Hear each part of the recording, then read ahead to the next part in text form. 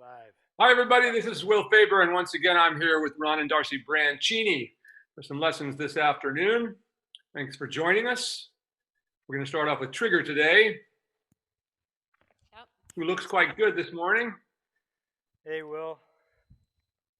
So what have you been up to this week, Ron? So I worked him a bunch. We had one really good lunge line trot session with him. The majority of the time was mostly just, if I did get on him, it was walking. And then, the usual in-hand work and lunging in the lunge line with the side reins. But yeah, he was good. He did good today. Okay. Let us start off with a work in hand today.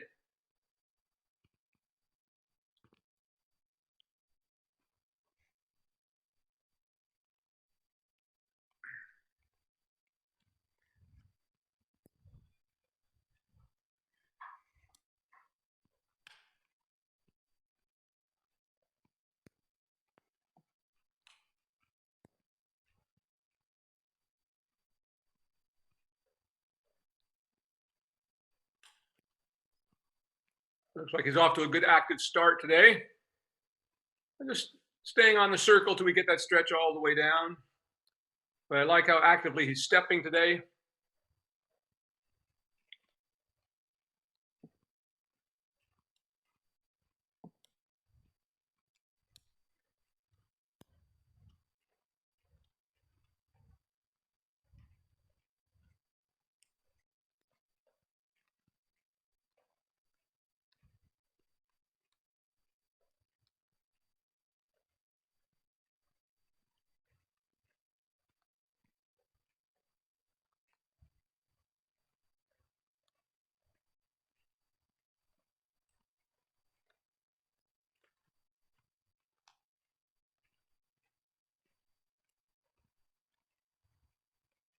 Getting there.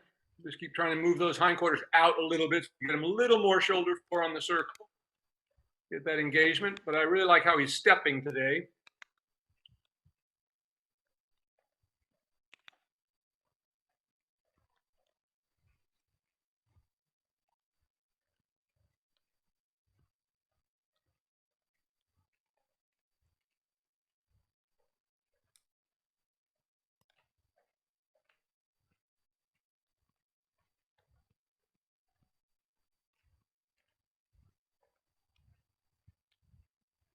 Still need to get the hindquarters out a little bit more on your circle, getting to engage just a little bit more.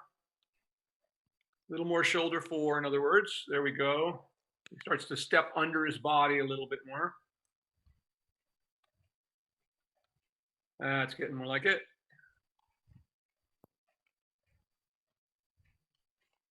For those of you watching, be sure to keep your eyes on the hocks. That's what I'm always looking at the back end of the horse to see what it's doing. The back end is going right, the front end probably will be, and that's very normal. Once in a while they'll have objection with that. No big deal.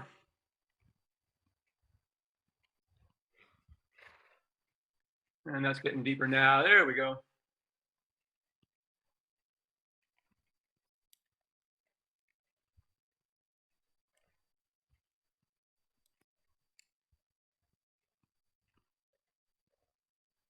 Good, that's getting much better.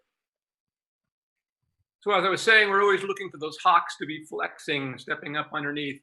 If you look at this horse, the way he's built, his back legs are kind of like fence posts. There's very little natural flexion in those hocks. So with these kinds of horses, we really have to get whatever we can out of them as best we can to get them to bend their hocks a little bit in order to get them to push up. Because obviously the straighter the hind leg, the harder it is for the horse to push.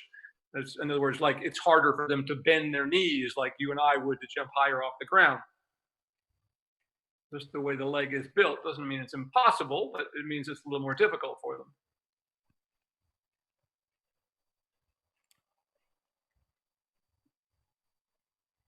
Good there. That's better. Now go ahead and go large down the long side. When you get to the top, turn by the center line and leg heel to the right.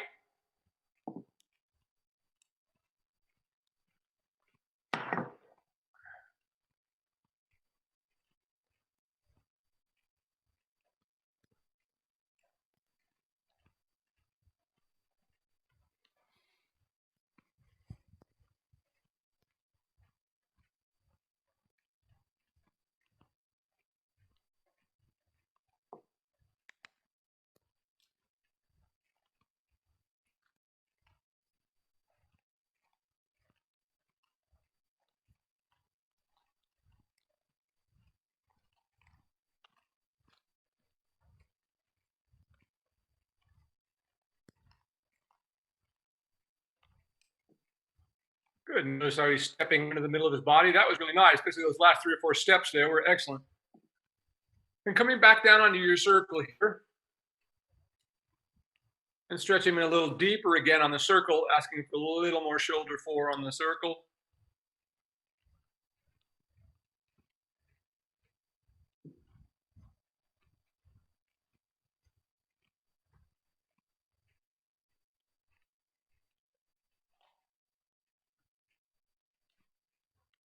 And I like that. Good job. Now, when you get to the center line there, go ahead and halt and change directions.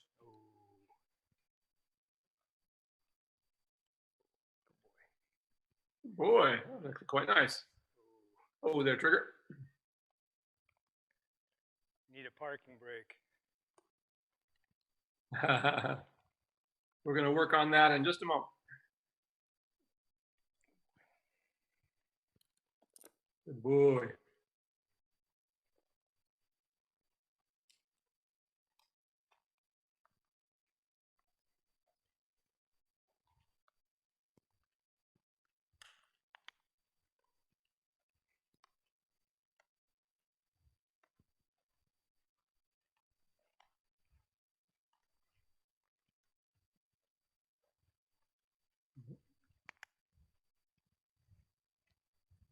A little more shoulder fore in this direction so we get a little deeper stretch.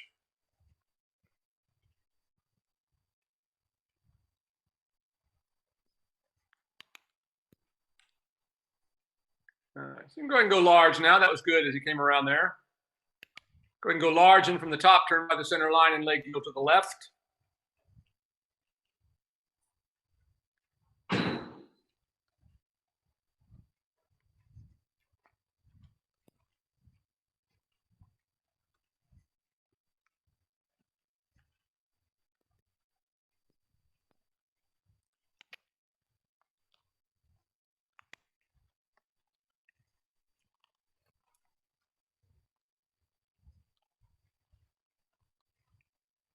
Good. Come on, mister. Come on, walk on. Walk on. There, there, buddy. Yeah, it's a new little habit he's trying to pick up here. Reaction to the whip. Yeah.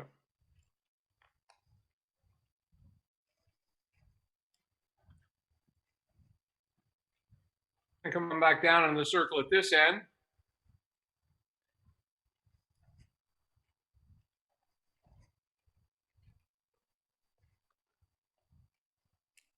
And once around the circle, once again, bring his hindquarters to the outside. Let's go a little more shoulder fore for a moment. Once again, I like how he's stepping today.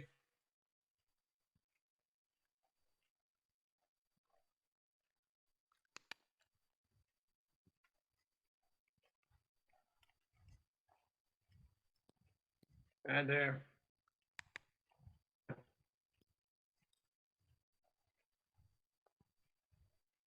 Good. Now, as you come around to the center line there, go ahead and stop again. We're going to do something a little different here.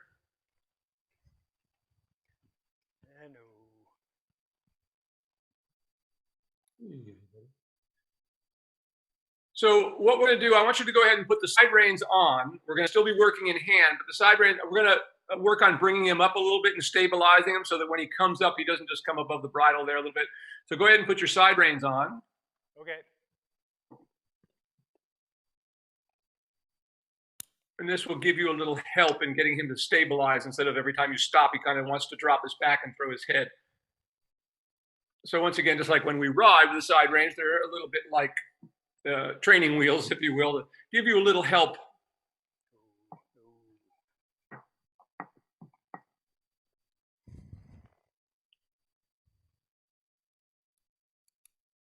Can we go in the same direction or switch?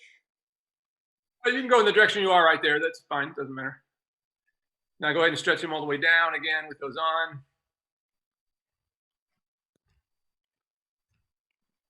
Good. Try to activate it, get a little bigger step again.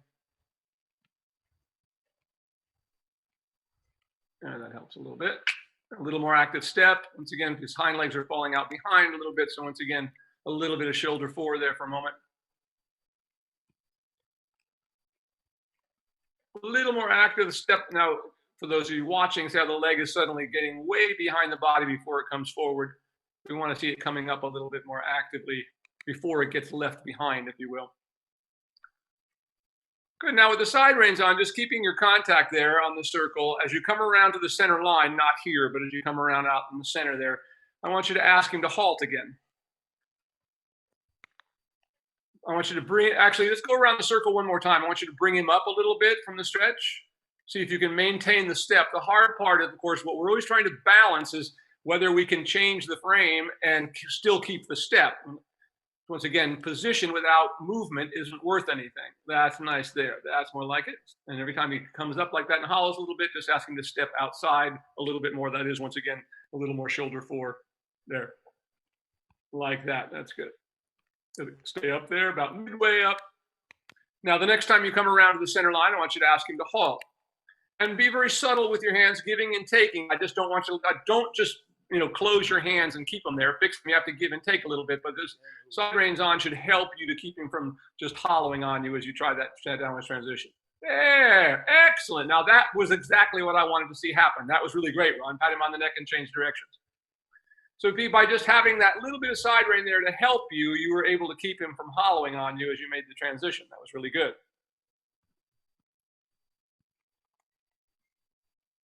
But once again, you see the side reins are long enough that they're not forcing him to any position, but they're just giving you a little bit of help when he starts to hollow on you. We never want to use side reins to try to hold a horse into a position or force them into a position. Nice, like that. Now, a little more active step again. So get that step back where it was before, a little more activity. If you need to ask for a little more shoulder fore on the circle, good. A little more active, still a little more activity there.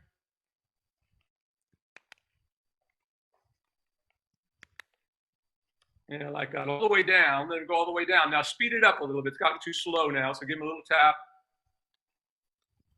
And of course, you be aware of where it may be, you've had this little reaction to him, wanting to kick out a little bit. Be sure that you keep trying to tap him right where your leg goes, because sometimes if your whip gets too far back on the horse's, back towards the horse's hind leg, that on the flank there, sometimes that can cause them to kick out.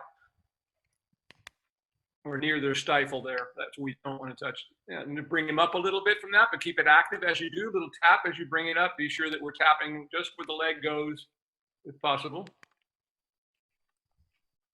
And then when you, that's it, a little more active. Still want a little bit more. Tap again. A little bigger step.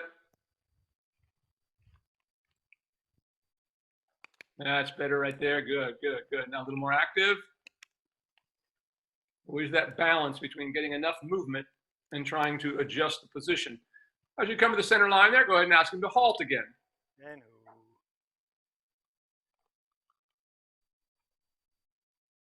Better, not quite as good. That's good right there. Really nicely softening nicely into the contact. Go ahead and walk on again in this direction. The biggest problem there is your outside rein was a little too far up his neck when we went to halt. So try to be sure that it's back there when we did it. So once again, get a little more active walk again. So when we start him back up again, let him stretch all the way down if he wants to. Turn the motor on, get the step more active. A little more so, there you go. Now it's starting to move like that. So at least that much movement there, about midway in that midway position. Now ask him to halt again.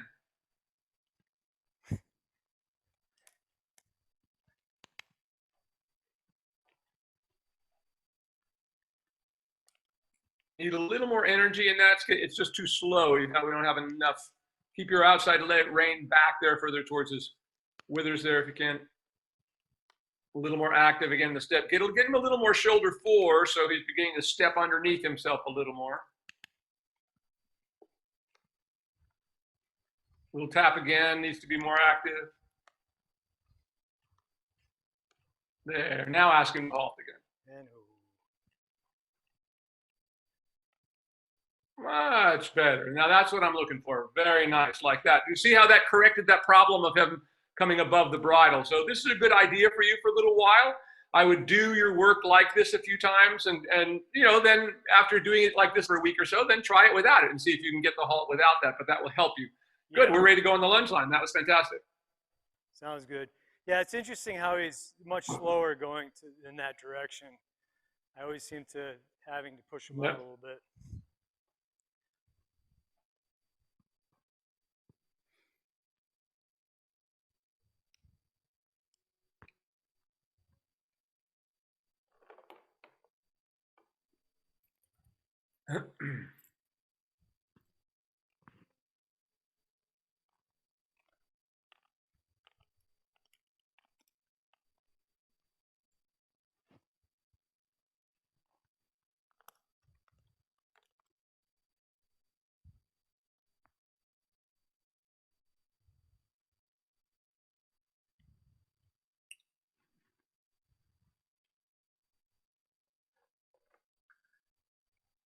And it's perfectly fine. Just getting back to that a little bit. You know, you can start him out on your working hand with the side reins on, as long as they are here. Perfectly fine. Yeah. Once again, they're not trying to force him into anything. They're just a little bit of help.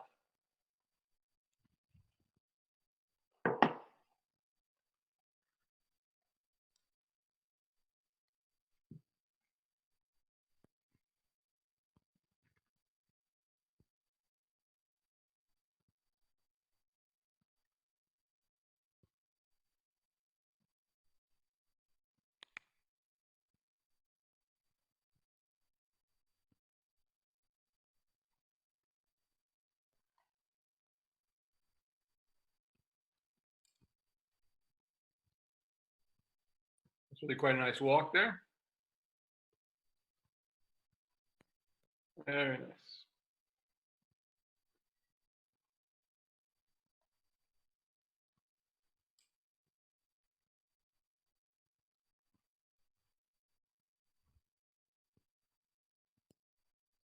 And go ahead and trot.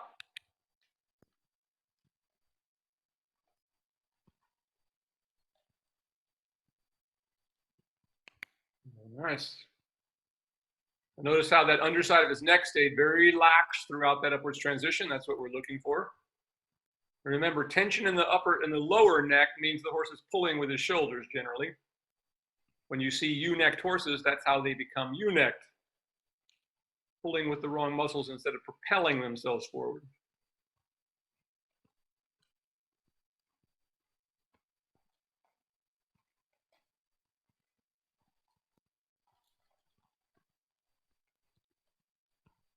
Good.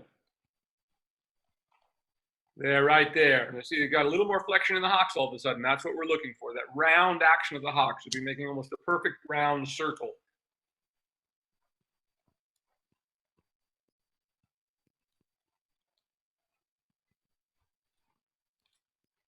Yeah, quite good. Keep that going.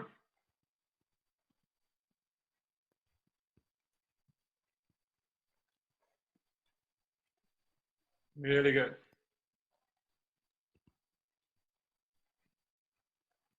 Really good right there. Quite good for him.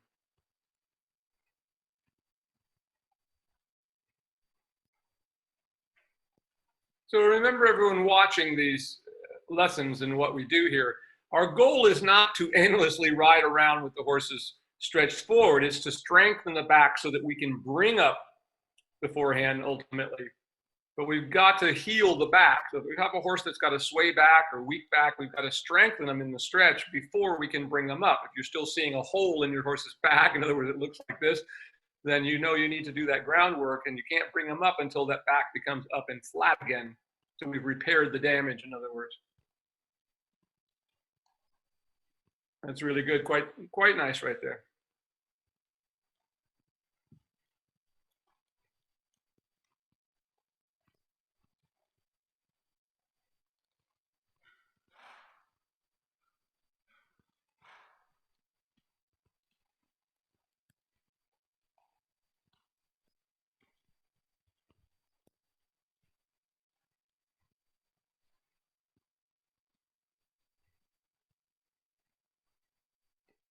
Very nice. For him, that's very good.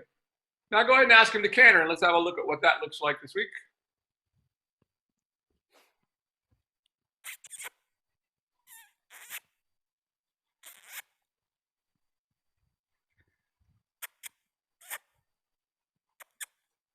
Canter. I would use the word, there you go. Canter. Be a little tap of your whip. Canter. Hit a slick spot. Canter. One more time. Ask right there as you come to that wall. There. So you may need to get a little closer to him so you can give a little tap to it. Canter. Wants to drop with him. There we go. There you go. That's good. And keep that going for a moment. Let's see if he's able to relax out in front of himself there. Let the neck get a little bit longer. It's good. There. It's getting a little better. Good. Keep it going. Keep it going. A few more steps. It's getting better. Getting better. There. Now let him come back to a trot again. And trot. And trot. And then take the time to get him stretching again, moving the hindquarters a little bit to the outside.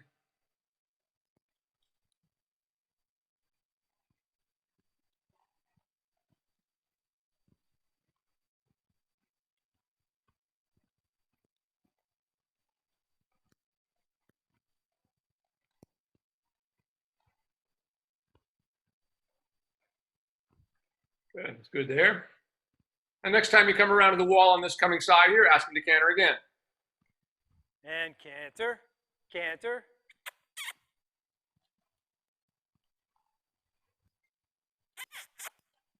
Canter. Give him a little tap with your whip, step towards him and give him a little tap. There you go. Oh, wrong lead though. And back to the trot again. And trot. And trot. And trot. There you go, buddy. And wait till he gets back in the stretch again. You have to get him a little closer to you and push those hindquarters out again on the circle. So you can see what happens when his head comes too high. He starts pulling again. Back into that stretch again. Yeah, good now. And one more time, asking him to canter. And canter.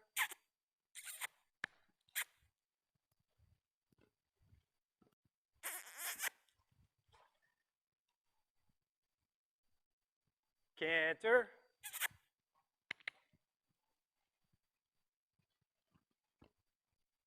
And then you get a little closer, give him a little tap with your whip as you come just before the wall there.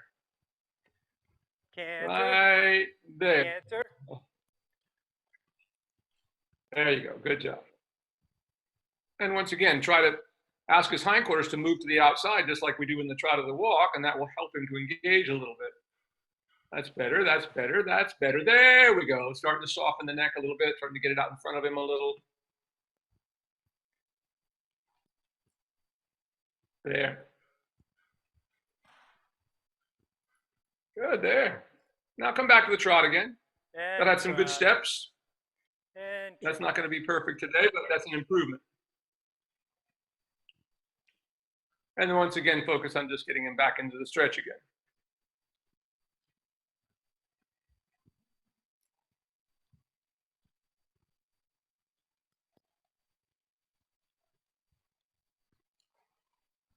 Good. Good, like that. That's what we want to see. There we go.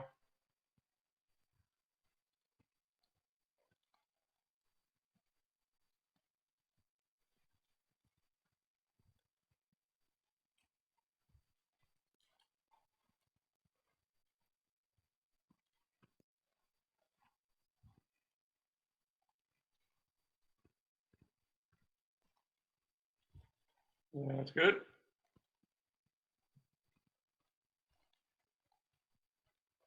Good. Now let him walk again. And walk.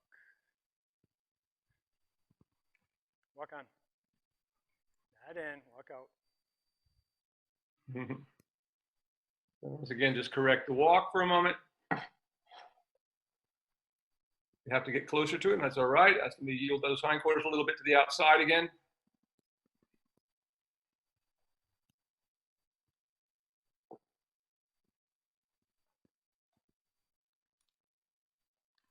Good.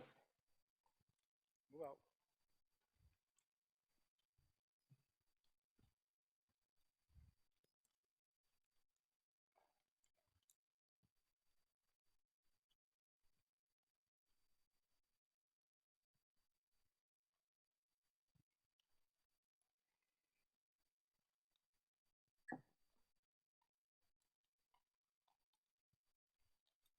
Well, we're getting back there. That's the way. Good now.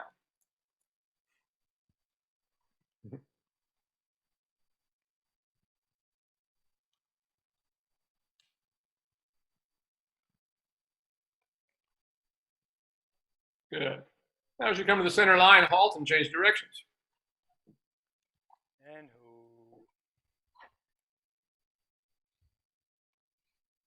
ho.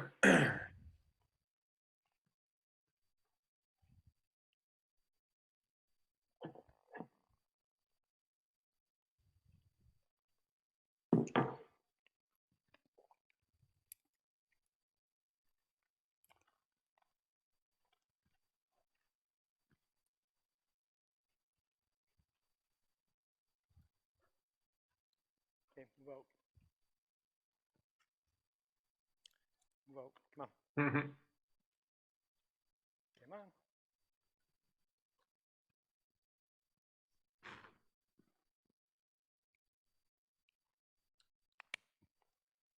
Come on.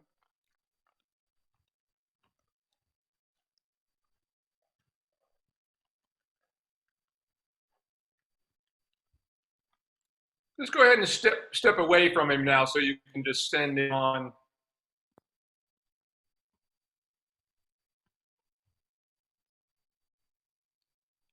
That's more like it.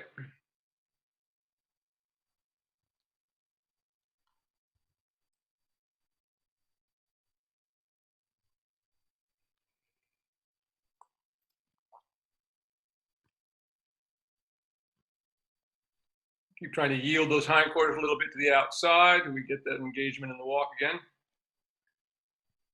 Just go ahead and go into the trot if he'd rather for a moment. I don't have a problem with that if he'll just go and stretch out.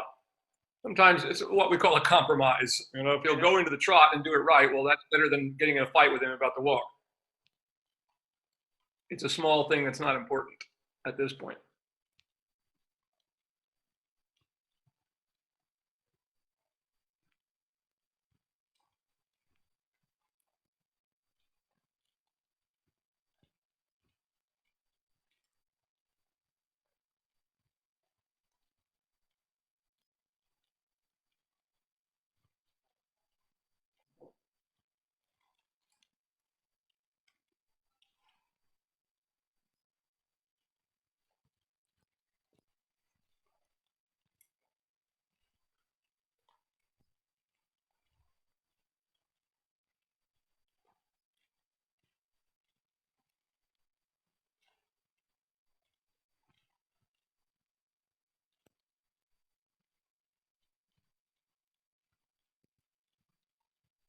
Just keep trying to yield his hindquarters a little bit more to the outside.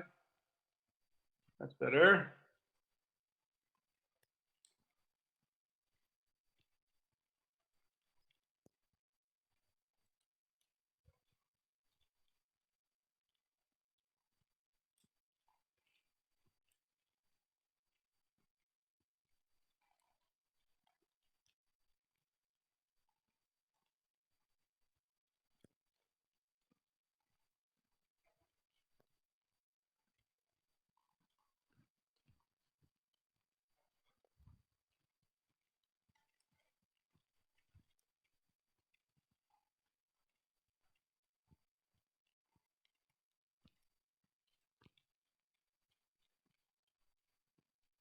Good. Now try to widen that circle.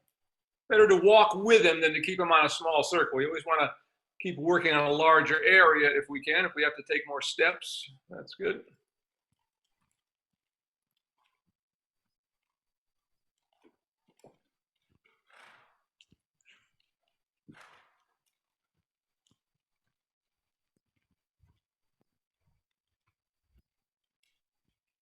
That's getting better now.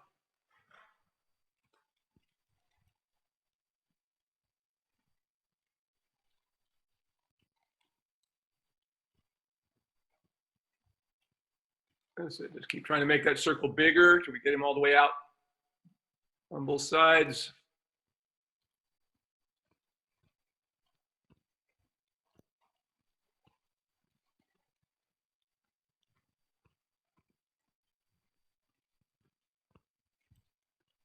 Pretty stiff in this direction, more so than the other, so we have to take a little more time with it.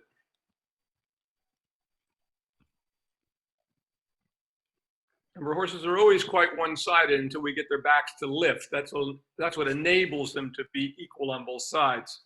Horses are always a little incurved to one side or the other until their back comes up.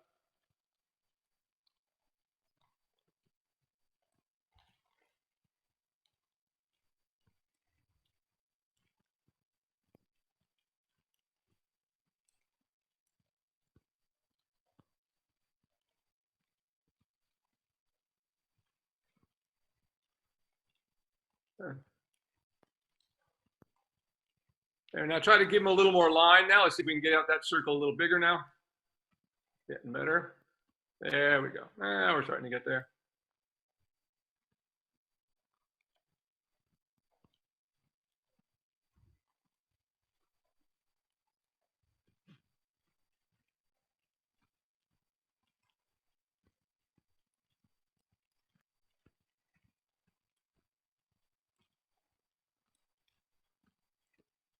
Good.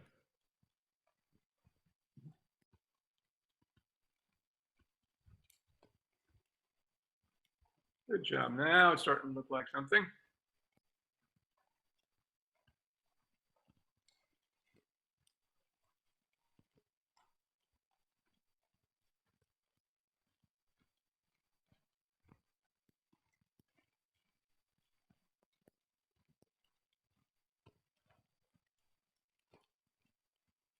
Good. Now it's more like it. Good now. Now let him go ahead and walk. And walk. Is Darcy still there? So we're ready to put you on the lunge here again. Yep. Oh, walk on.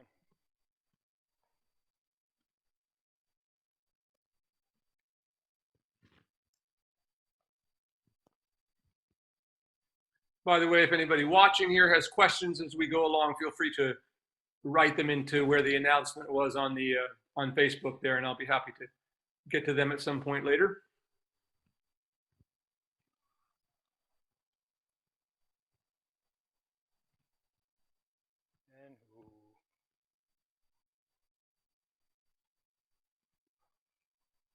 And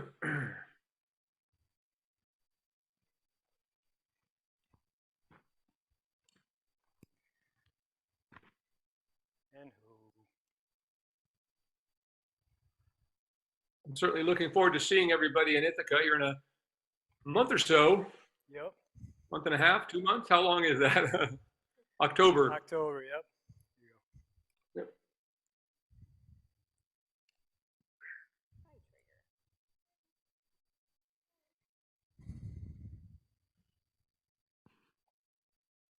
Hopefully we'll have weather like today.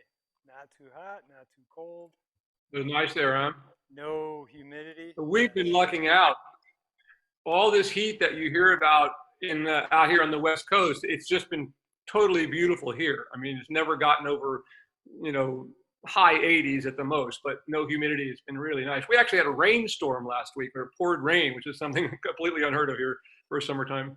Well, that's well needed, that rain. Yeah.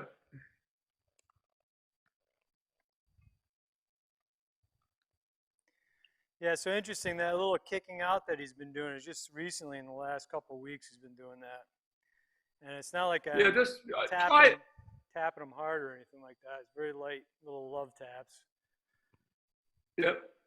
But just be aware of where you're tapping him when he does that. I mean, sometimes it's usually when you tap them back close to the stifle, some horses have a tendency to do that. So yeah, keep trying to keep your them. Not that they might not do it at the leg either.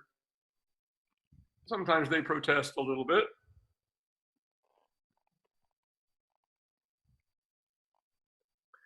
It's never as simple as horses that just do this and it's going to be one way or another. You know, Always those little things that come up as we go along, and how our equestrian tact, as one might call it, how we deal with those things without creating a larger problem. Yep. But the main thing is just ask again. You don't need to start beating them up about it. Just ask again.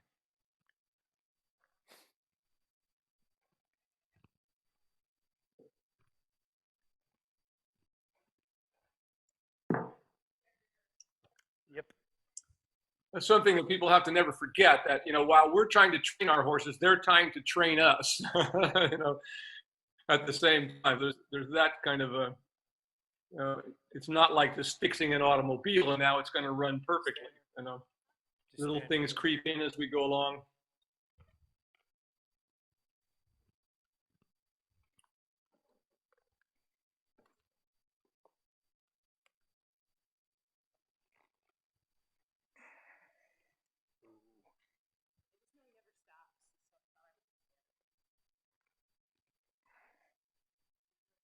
Yep. Just got to center myself a little bit. Yep. Always take your time, get in the saddle. I must say, it felt so good to get in the saddle today. I was curious to what it would be like, but as soon as I was in there for 2 seconds, it felt like home.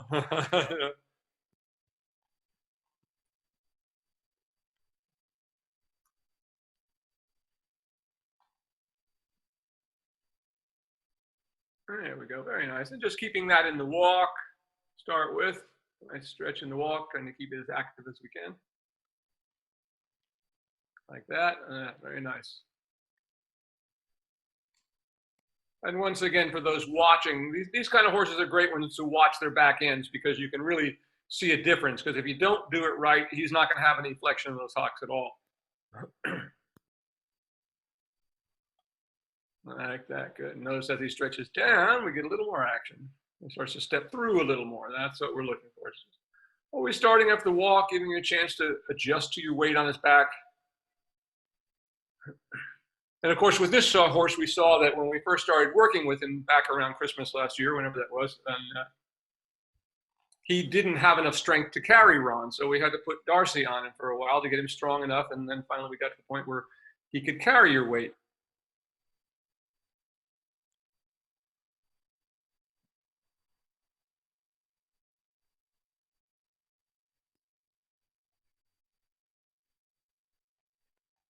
Biggest mistakes that people make is thinking horses are these big, strong animals and they should just be able to do all these things.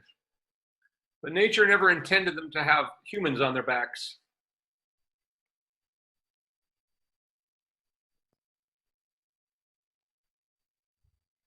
And of course, we selectively bred horses to get longer and more supple backs, which at the same time made them weaker. Original horses were very short back little things, built more like mules, with very sort of more rigid spine.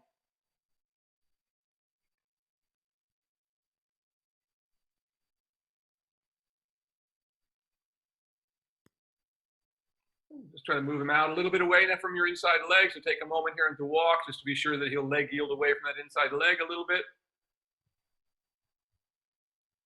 Now, in the beginning, most of our work is inside aids. That is just a little bit of inside rein, inside leg. But never forget that ultimately we want to have that outside leg back. So as you think about it, think about just see if you can get your outside leg to go back, lifting it from the hip there and letting it come away from the saddle a little bit. But without drawing it back from the knee. That's the biggest mistake people make, is they say, put your leg back, and they bend it back from the knee instead of lifting it from the hip to go back. We want the horse to feel the weight on our inside seat bone. That's all you really have to know about that. But it's something that takes a long time to be able to correct and be able to do physically. That is for the rider. Good, there, it's getting better. Now ask for a little more activity on the circle there. Once again, ask for, think about it when he kind of loses it. There you go, that's much better now. But we always put him back in that shoulder 4 a little bit to engage that inside hind leg. Getting your circle as wide as you can before we start the trot work. Very nice now, that's getting much better.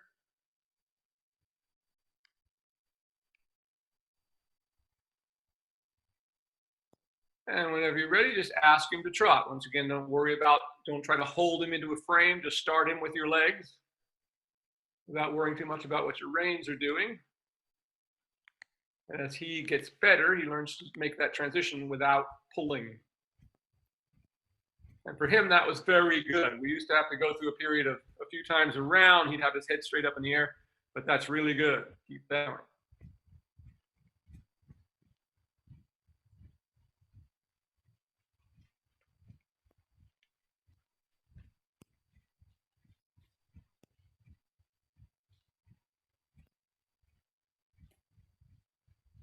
A little more active. Try to just give him a little tap. See if we can get him a little more. There you go. That's better. Always trying to move those hindquarters to the outside a little bit.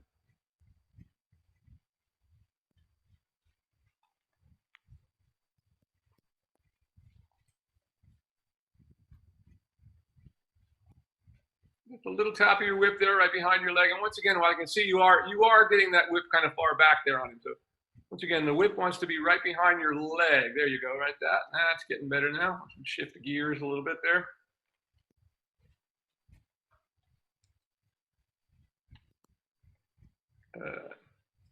Now give him a little longer rein and let me see what he does. That's getting better. Sometimes you just have to give a little bit. Keep that going. There we go, there.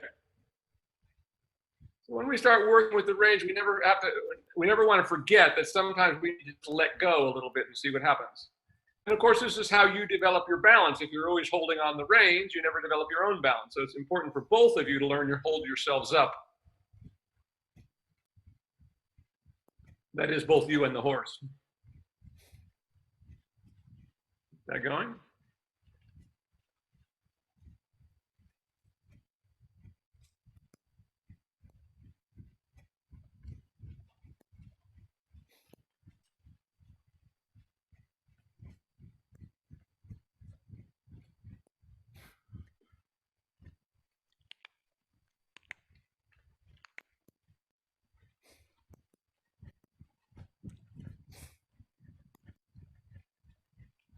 That's getting better. Again, try just letting a little more rein out a little bit and see. There you go, like that.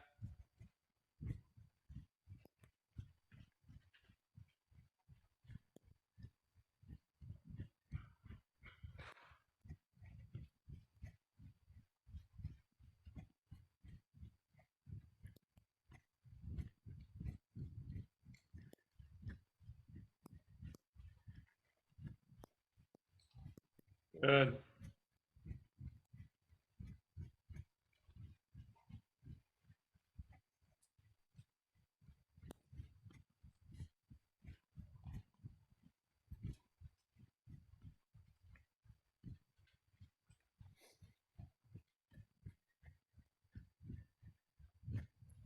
Yeah, keep that going. Good, like how the circle is getting wider now. That's really good there. That's coming much better.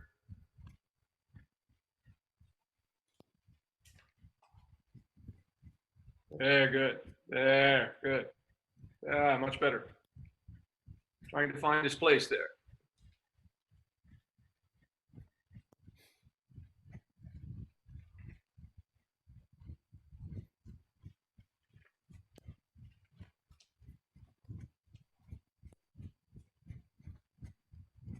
Good. Much better now.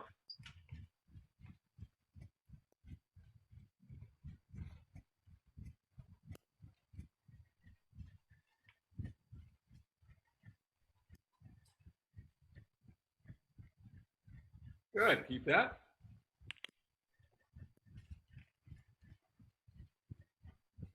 That's really good.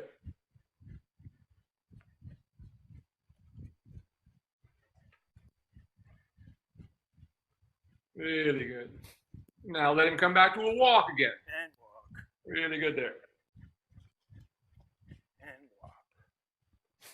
Sorry, buddy. That's it, and that's the way to do that. We're not looking for an instantaneous halt. We're looking for him just take your time, taking it nice and slow. So we never want to just jam on the brakes.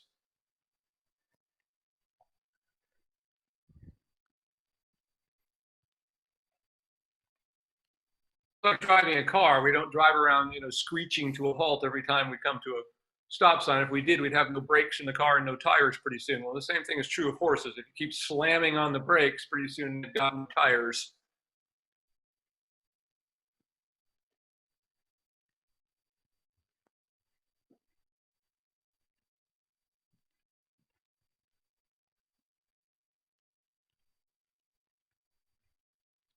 Good, like that. Really nice. Once again, good. That's more like it.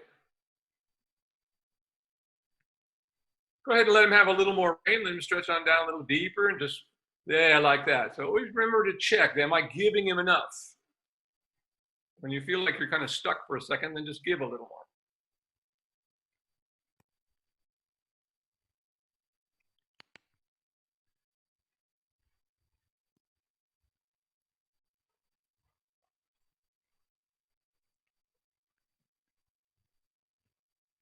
Good now. Now, as you come to the center line, go ahead and ask him to halt, taking your time in the process of doing it, and change direction. That's really quite nice. Yeah, good. Very good, and change directions. Good boy, Trigger. Good job, Trigger. Roy would be proud. Yeah.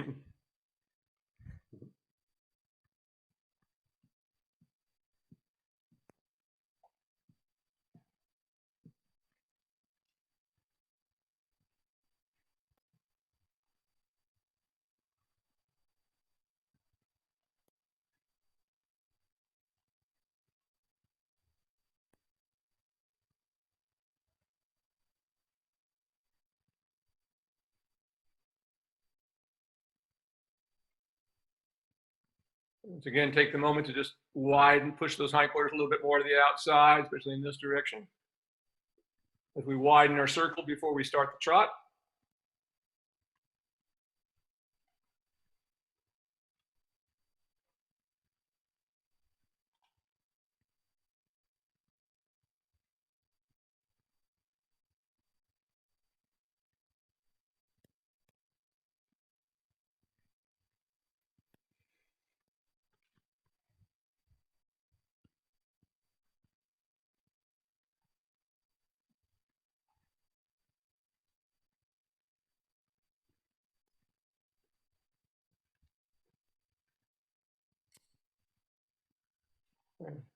You can try just giving him a little more rein. Let me see what he does when you just make your reins longer and concentrate on what your legs are doing. There you go.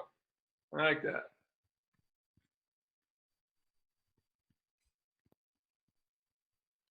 Hindquarters a little bit more to the outside on your circle just to engage him a little bit more. So just that inside leg, ask him to move over a little bit.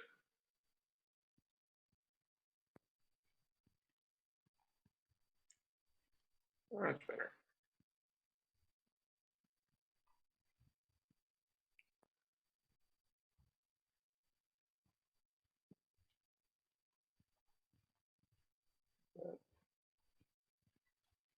That's getting better now. There we go. Just always taking your time through all these steps.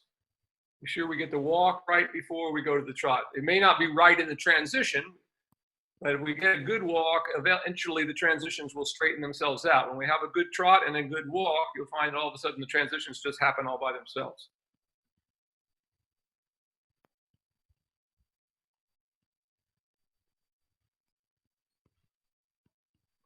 And whenever you're ready, just ask him to trot. Basically, the reins just stay loose and just start him with your legs, just like we did the other side. Look to see how many steps it takes. Really quite good. You see, it takes a couple of steps with his head up there, kind of pulling a little bit, but it doesn't take too long. It's always a little bit more difficult in one direction than the other.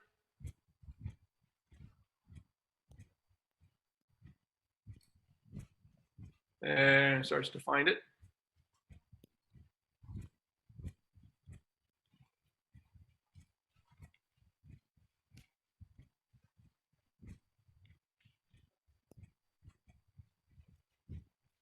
That going. There you go. Starting to get there.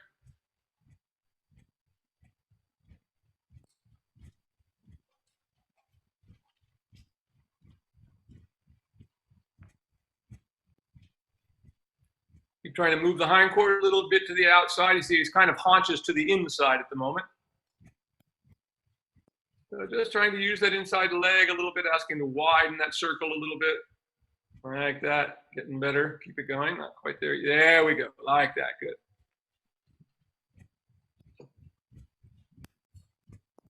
Much better. Now he's finding his place, finding his gears, if you will.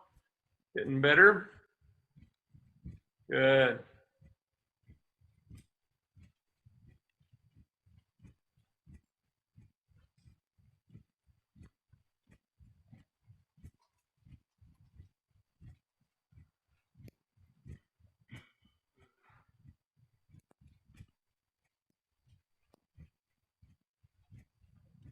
Good. This is getting much better all the time. Here we go. Very good. Much, much better. Much better. There. Good now.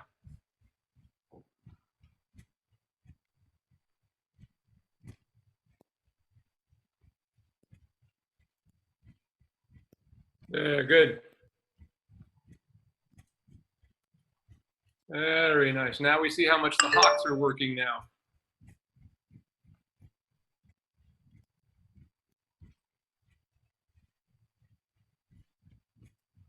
Good.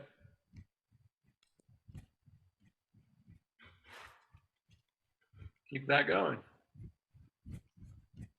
Very good.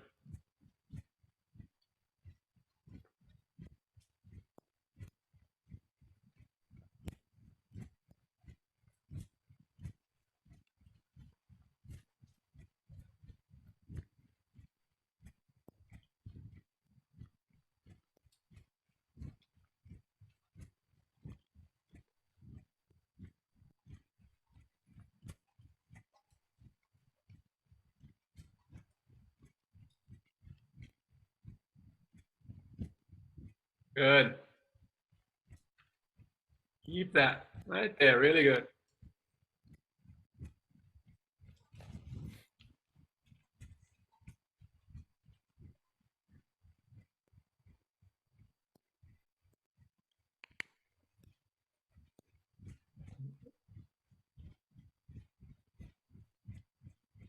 Be sure and correct your rising diagonal there. You skipped a beat on you there once. Good now. Hang on a second. Just got to fix my stirrup. There you go. Pothole.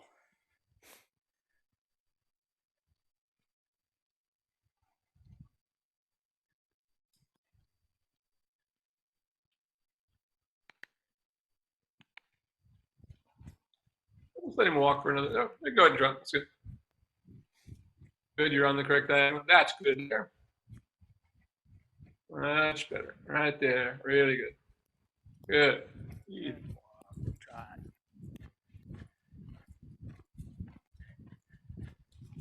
Yeah. That was interesting, Trigger. Kind of losing his hindquarters there a little bit. Keep that going. Once again, just trying to move that circle out using your inside leg, a little open leading rein there if you need to on the inside. But try also just giving for a second and see what happens if you give him more rein. There you go. And just there. Now we're getting there. Like that. Good. Good. Right there. Good.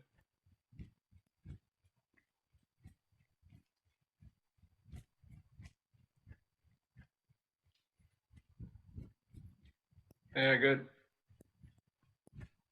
Good. Now ease him back to a walk. And walk.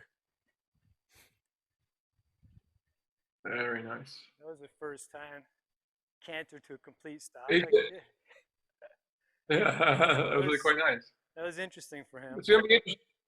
They're getting new footing here next week, so it'll be interesting to see. He was slipping out quite a few times with his hind leg, part of the problem there.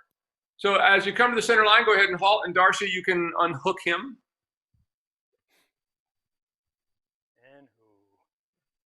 And we're going to finish with a little work in the walk. Each time this gets a little easier. Oh, buddy. Oh. Oh, Trig. All right. There we go. And just let him stretch out in that walk. Really nice. And keeping that, we'll go large. Really quite nice now. Keep that walk.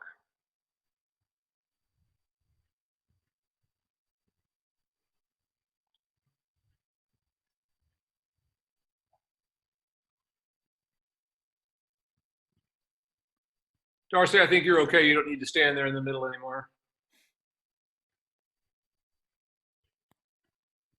Good, very nice.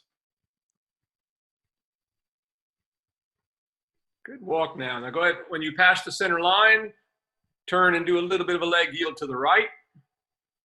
And remember, it's always best to begin the leg yield in the beginning with a horse like this before they straighten all the way out. So as you, about 3/4 of the way around your turn onto the line you're going to take, you start leg yielding him to the outside. So that shoulder is a little bit in advance, like right there. You start your leg yield, so he's already kind of in a good position.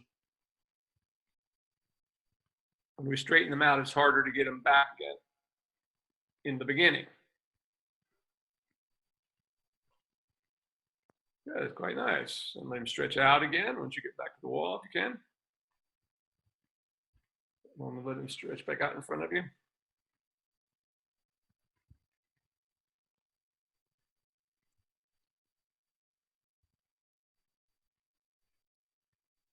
Good there. Keep that walk.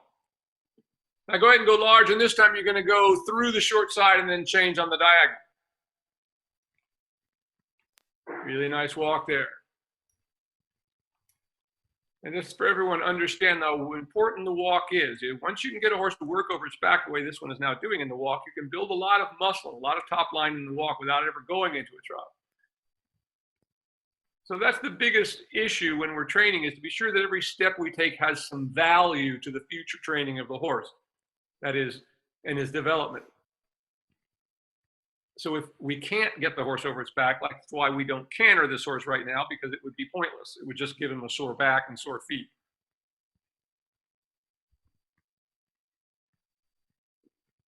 So we only do what we can do correctly, and then we build upon that.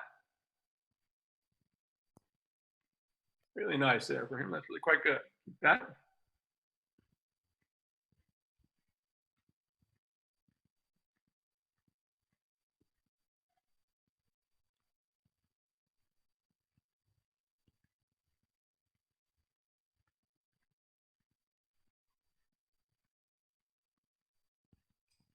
Trying to see if he's got to take a bio break or not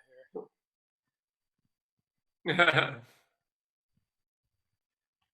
Keep that going. And of course, from this end, once again, we'll turn past the center line, wherever feels like a comfortable turn. You know, most indoor arenas are quite small spaces, relatively speaking, to the size of a horse, you know.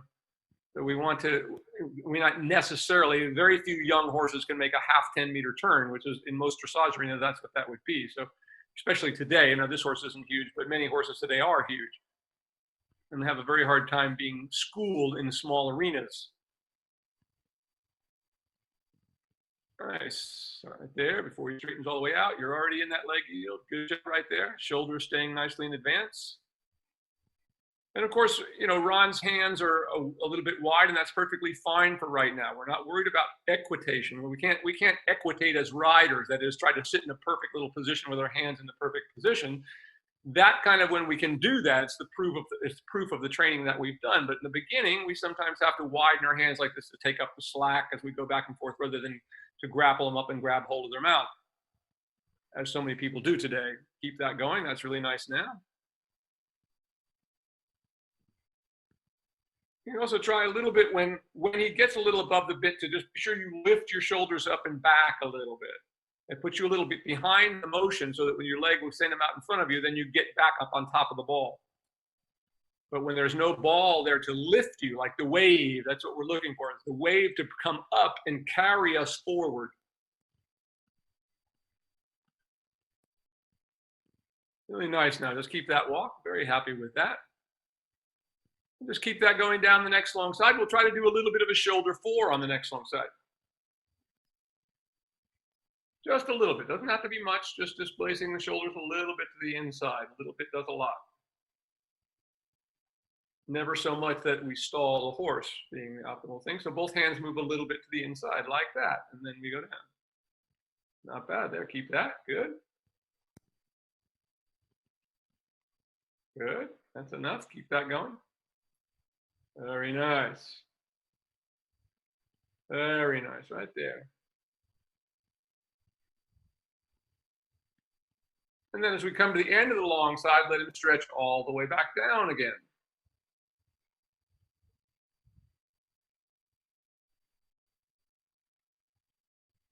And go ahead and change the rein across the diagonal here.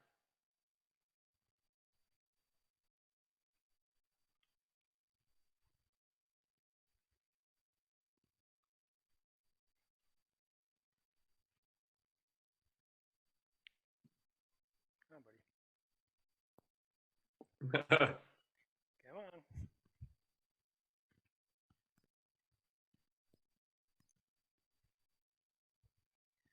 I think it's a That's getting trigger. better with every step. I think that was a trigger training Ron's moment. It's telling me not to stop. Yep. We're almost there, Trig. One more little shoulder forward down the next long side.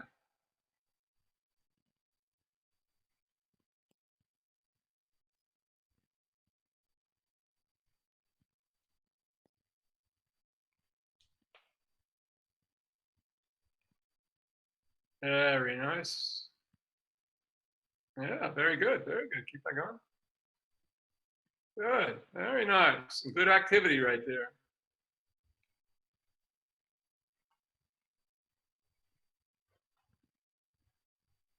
And then as we get to this end, just let him stretch all the way down again on the circle here. And as you come to your center line, you may halt. And once again, we're not worried about a perfect halt, just softening him into it, trying to let it happen gradually, if you will, at this point. And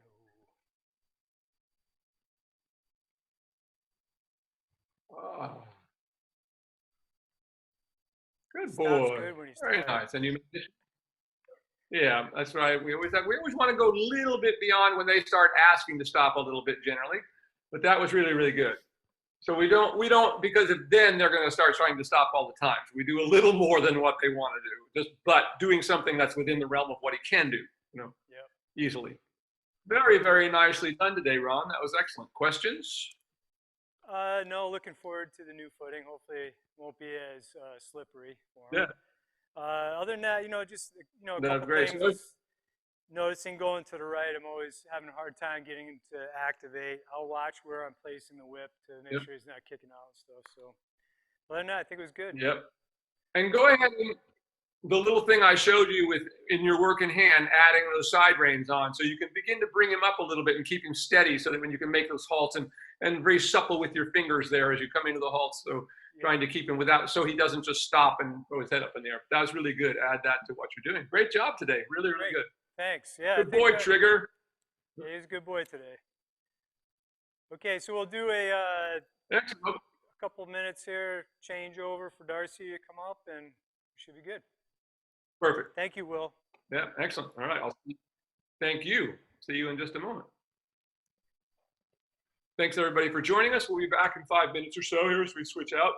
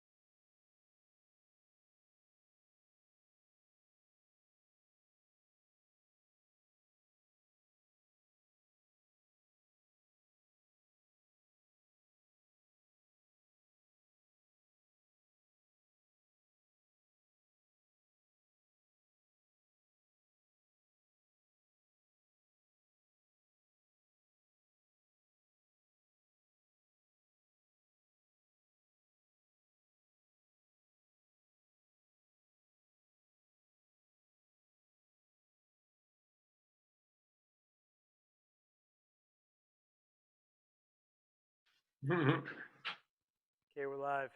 Okay, we're Hi, live. everybody. Oh. We are back with Darcy and Calvin. How has he been this week? He's been really good. So we are still, actually now we're all 4 feet shoeless because his back foot, one got loose, and so we ended up pulling that and then pulling the other one just to stay balanced. But that happened probably right after our lesson last week, which actually made me wonder if it was loose during our lesson. So, you know, I kind of just did a lot of easy work, a lot of walk work this week, but I did trot him on the lunge line yesterday, and he was really good, actually. And I did trot him under saddle one day this week, and he was actually pretty good. It took me a while to get him there, just like it did during the lesson, but he got there. But otherwise, I've been kind of taking it easy on him and just doing a lot of walk work. I actually experimented a little bit. I put a couple poles down, just like single poles down, and it just helped us stay interested because it was starting to get to be a long week of just walking and walking and walking in the same patterns. And it helped me just add different patterns to it, really, more than anything. So it was interesting. He did really good with that, actually. Oh, that's excellent. All right. Yeah. Well, let's start with a little work in hand then and see how that goes. Okay.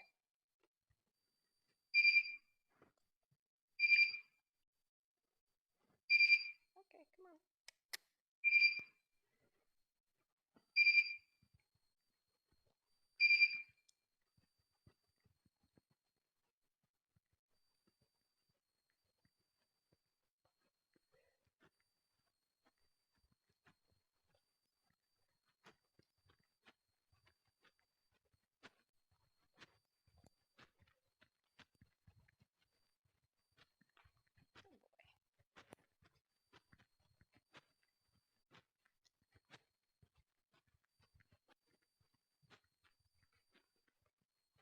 And on the next long side, just think about lengthening the stride a little bit.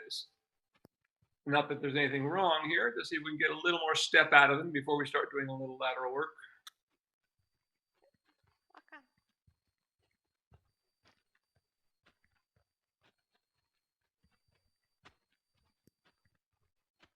It's getting better.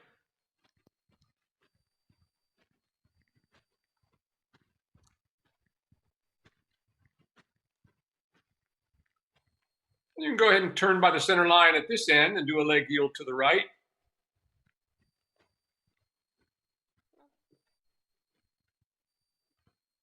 I think he might poop. Let me just see. No, maybe not. A little slow there. Oh, there we go. It's the pee thing. He's got to pee. So, okay.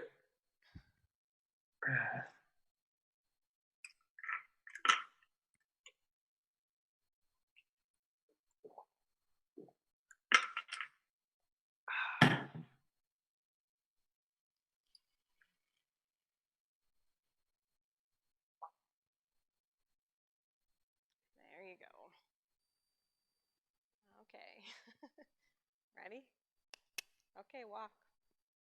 Come on. Good boy.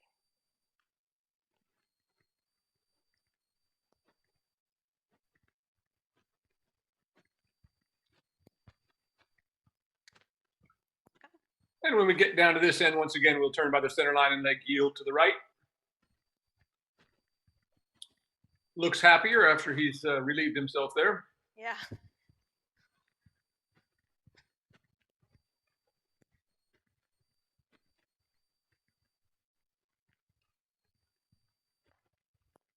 He'd make a good racehorse. They always want them to pee before they go to the races. So it comes out as like clockwork.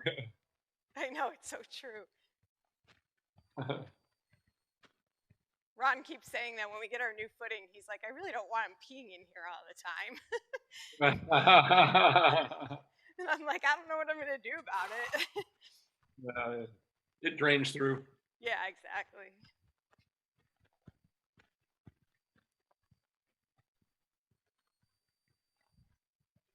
We're now on the circle here for a moment. Getting really deep in the stretch now. As the hindquarters a little bit more to the outside, so we really get him stepping up.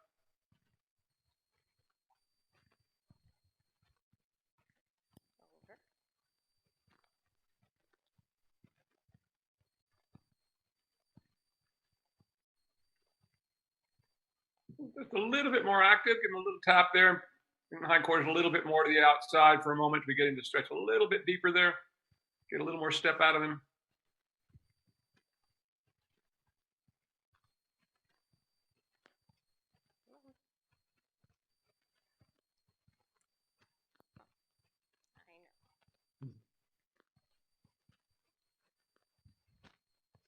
That's getting better.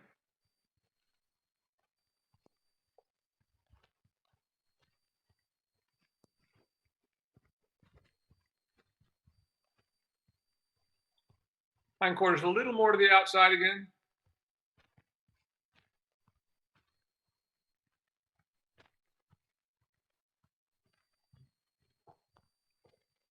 It's getting better, a little deeper. I'd like to see him go all the way down before we start to bring him up.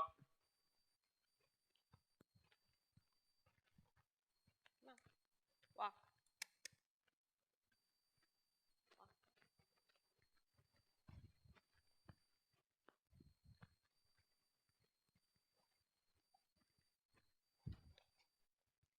That's getting better now. There. Once he starts to take a deeper step. Nice. Come on, Calvin. Keep there. There you go. There you go. Now go ahead and go large down the long side and then come back to me in a little bit of the shoulder four. So think about trying to just lengthen him up this long side, getting the biggest step that we can in the stretch. And then we'll bring him up a little bit through the short side and then put him into a shoulder four down the next long side.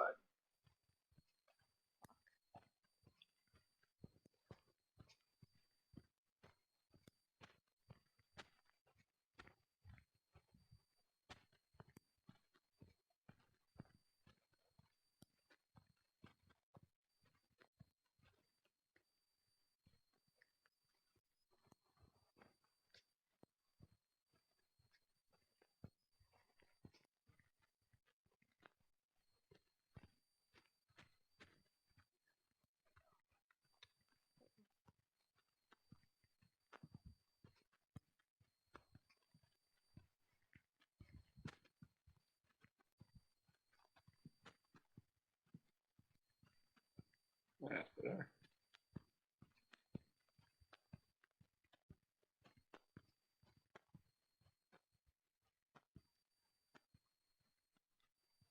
Now taking him back on the circle here, all the way down in the stretch again. Like that, pretty good. And a little bit deeper, a little more active. Push the hindquarters a little more to the outside again.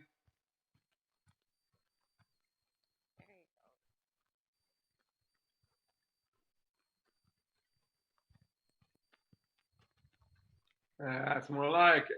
Very nice. Now move your outside rein up his neck there a bit, if you can. And we're going to bring him up a little bit now. Bring him up more into a working walk. See where we can bring it to without losing the step.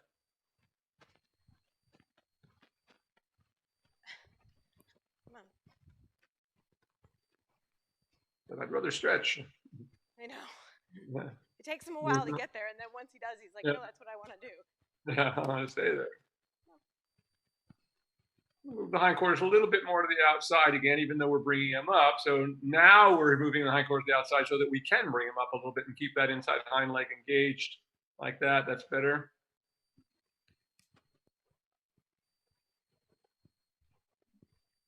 Okay, good boy. Good. And as you come around to the center line, ask him to halt. So keeping him in this working position, or more of a working position here to get there.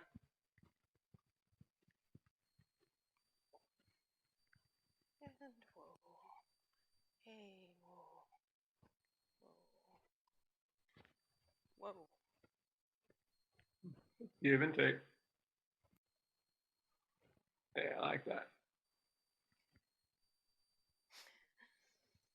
Okay. Now I want you to go ahead, and we're going to do like what I did with Ron there. I want you to go ahead and put the side reins on him. Okay. So that I can help you bring him up a little bit. We can keep him from sort of disengaging as you bring him up a little bit. Side rein should help you a little bit with that.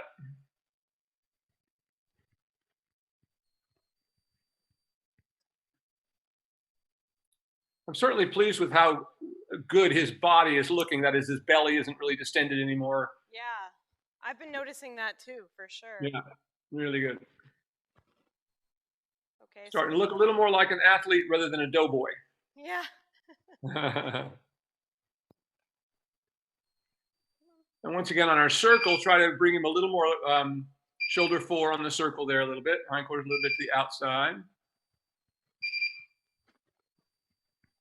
So the side reins here, we're doing this just to help so when we come into the halt that he doesn't just come so far above the bridle. The side reins give you a little bit of a help. Though they're not forcing him into a position, they're just giving you a little help when he wants to come up.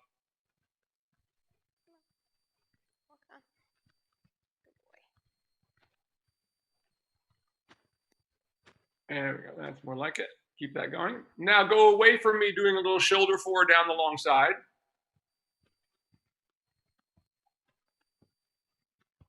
Bring the forehand into the inside a little bit more. A little shoulder forward here. There you go. A little more active, kind of losing it a little bit.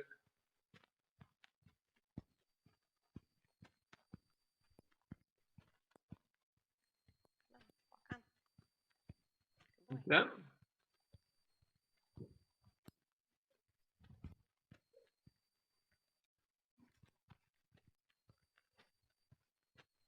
And then go straight down the long side. And I want you to ask him to halt about midway down the long side. Just keeping him straight on the long side, but keeping his pull up a little bit and softening him throughout that downward position. That is giving and taking a little bit.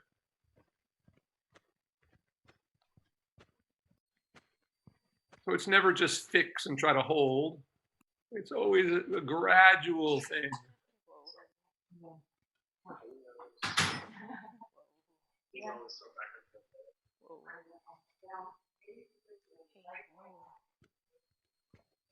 Whoa. Calvin, whoa. All right. Whoa. There we go. Take your side reins just a little bit shorter, taking them about maybe 4 holes shorter than they are right now. Okay.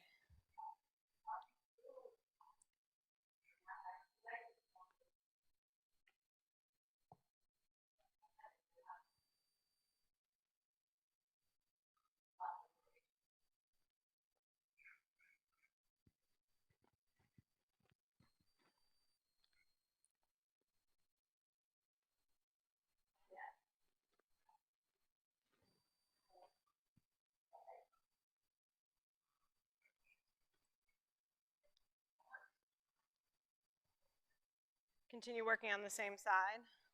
Yeah, same side again. Okay. Once again, this is just to give you a little help so you can't get too far out of it. And once again, on your circle, try to get him a little more shoulder forward once you get going there again on the left. A little bit more active, getting him a little more shoulder forward. Keeping him there, good, like that. So we can keep him a little softer in the bridle, like that, good. That's more like it there. Now go ahead down the long side and ask him to lengthen the walk down the long side.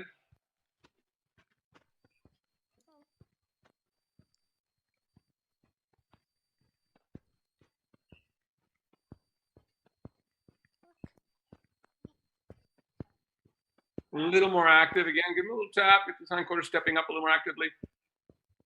Now, in the middle of the short side, ask him to halt.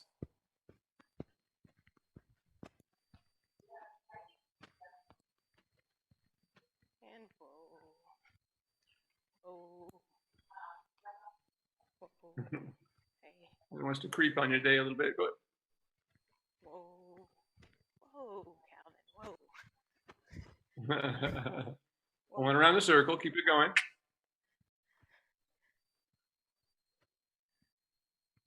Did you want me to go Go ahead around? and walk on again. It's all right. Go ahead and walk on the same direction again. Okay. We'll try that again.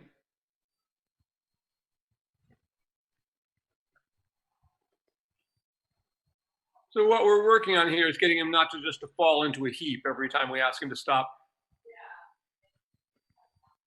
Now, halfway down this long side, I want you to ask him to stop again. Be sure you have contact with your outside rein, so try not pulling to the inside, very straight. Straighten him with your outside rein there like that. Good. Now ask him to halt again. And whoa. Whoa. Whoa. That's it. Give and take. Have a longer take. Keep giving and taking. Give and take. A little enough. That's it. Come on. Whoa. A little bit stronger if you need to. And quicker. There you go. Good. That was better. Good boy. Walk on again. And walk. And walk. Come on. Walk.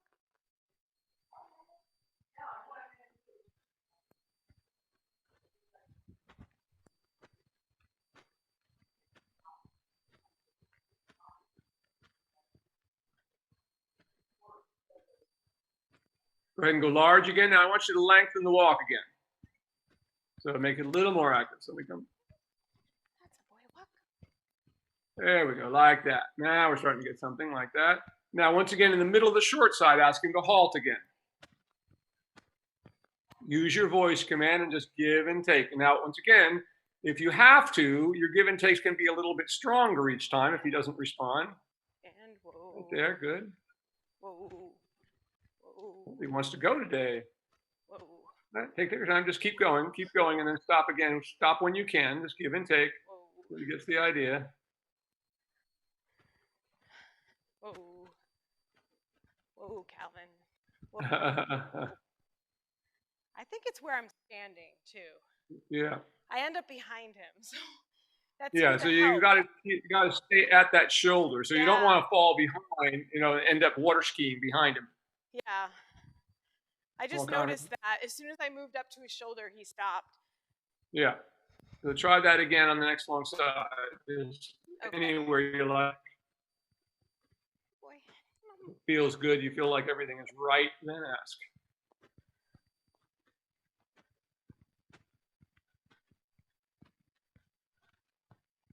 Anywhere along there would be good. And whoa. Whoa. Whoa. Whoa. Whoa. Whoa, Calvin. Whoa. There we go. Very quick with your give and take. There you go. Better. Good. Walk on again. And walk.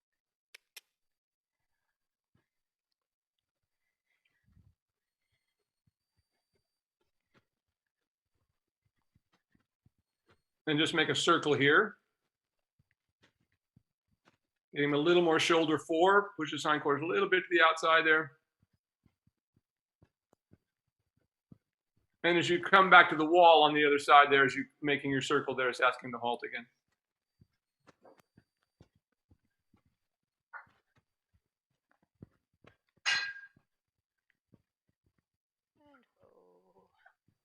And whoa. Whoa. Whoa. Whoa.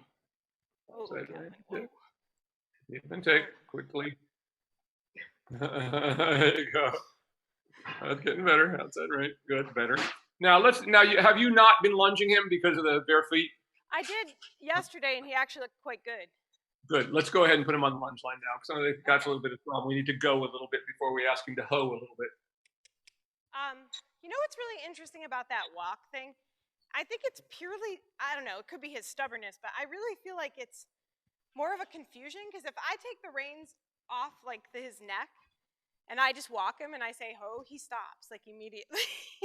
But well, that's okay too. I mean, you can do it that way in the beginning too. I mean, in fact, before we do this, let's try it. Just leave the side reins on, but take your reins over his head the way you would normally just walk him. Okay. Yeah. You just got to be sure that you're in a place where that can happen there. And keep him walking up next to you at the shoulder. Now, when you do this, have one hand fairly close to the horse's mouth, your right hand, and have the reins in the other hand as well, just in case, as we would normally lead a horse. And just step up a little bit more.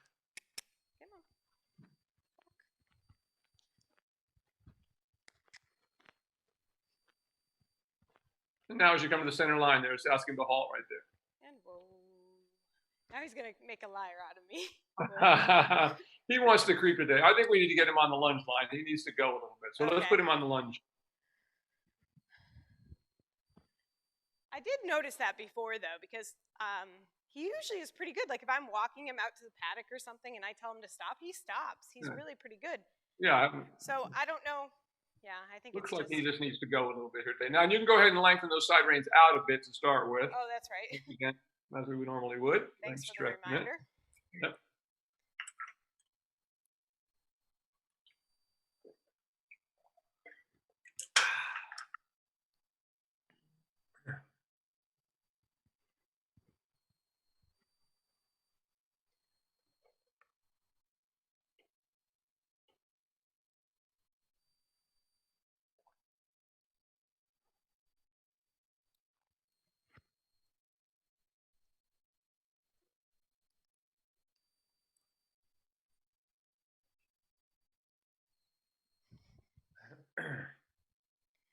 Yeah, unfortunately, our farrier lives kind of far away, so it's really hard to get him here if we lose a shoe. And we had to do that because we struggled with farriers around here, all leaving a really long toe and underslung heels. So we love this farrier, but he lives pretty far away. So yeah, we finally found a good one here that we're pretty happy with. it was crazy how long it took to find a farrier we liked. And we live next to Cornell, who has they have a farrier school. So how ironic is that, right? Yeah, but difficult. Not a lot of good ones left anymore, I have found. Seem to be a dying breed.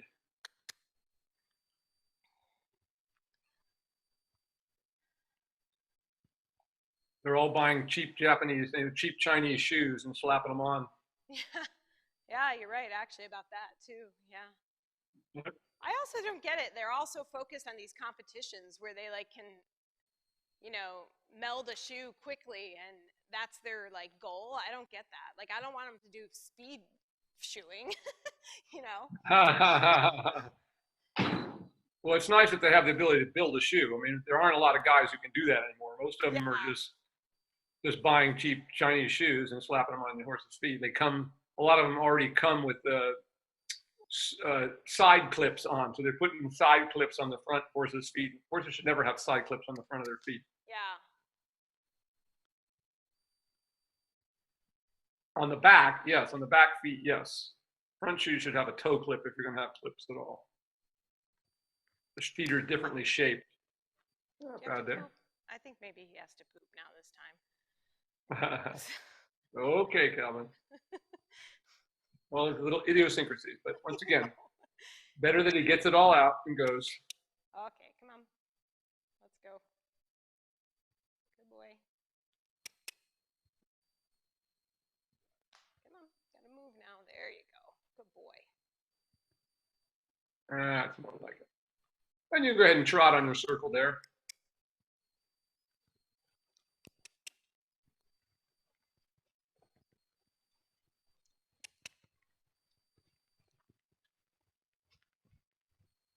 There we go.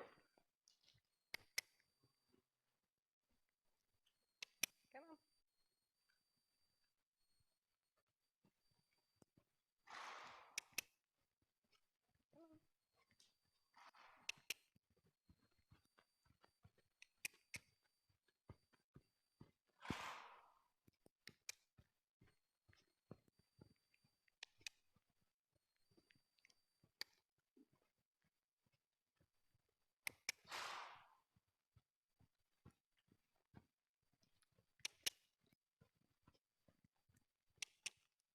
Good boy.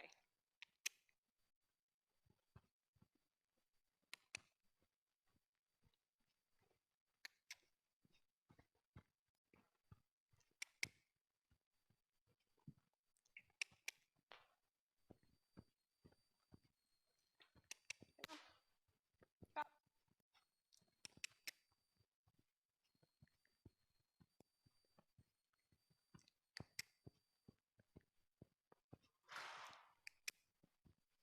Will, are you still there?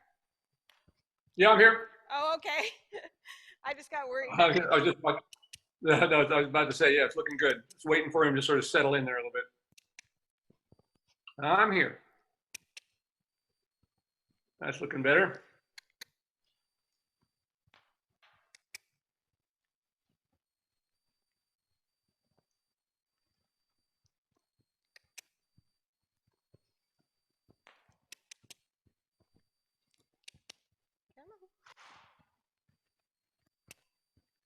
Good.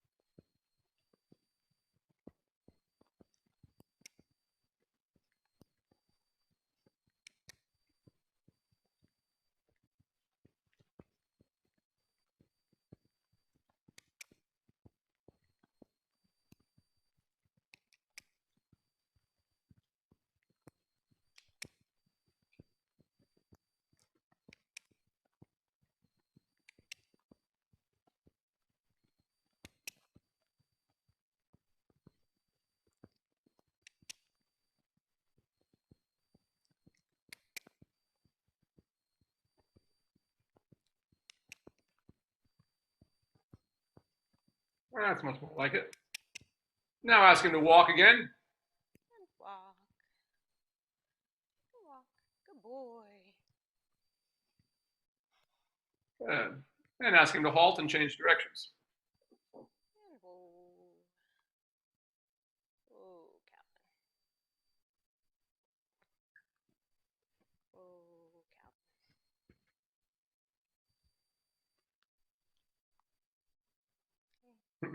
Calvin. He's got the creeps today. I know, right? Wants to keep going. Well, that's good. Most horses like him want to stop and not go. I'm not used to this version of him. Okay, Calvin. Come on. Come on. That's the version I'm more used to. Come on. Walk on. Good boy.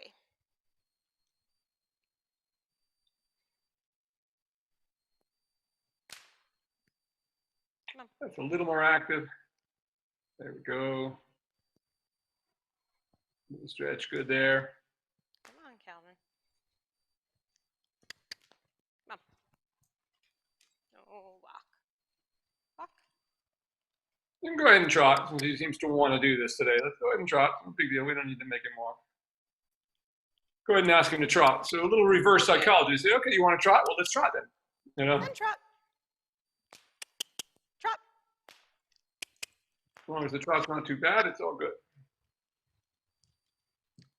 Again, it's that thing of compromise when we train horses. Can't always get exactly what we want. Good boy. Act more like it. Yeah. Come on.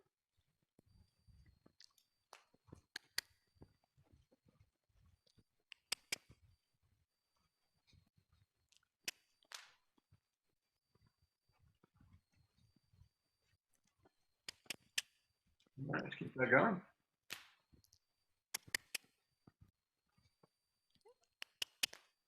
Good job. That's more like it.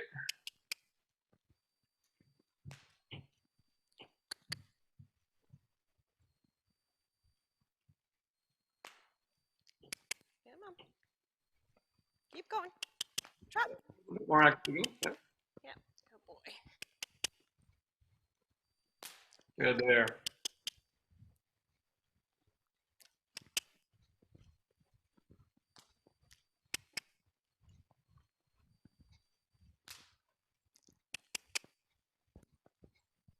And as you come to the center line, ask him to halt again. And oh. Oh. Good boy. Oh, that was more like it. Yeah. Now I want to very quickly move the side reins up to the upper position for a moment, Okay. putting them off of the D rings for a moment and see if we can stabilize him in that upper position. It's just been a while, I think. He Okay. needs a little of this. I haven't tried much of this just because we were kind of taking it easy this week with the shoes, but Yeah. I think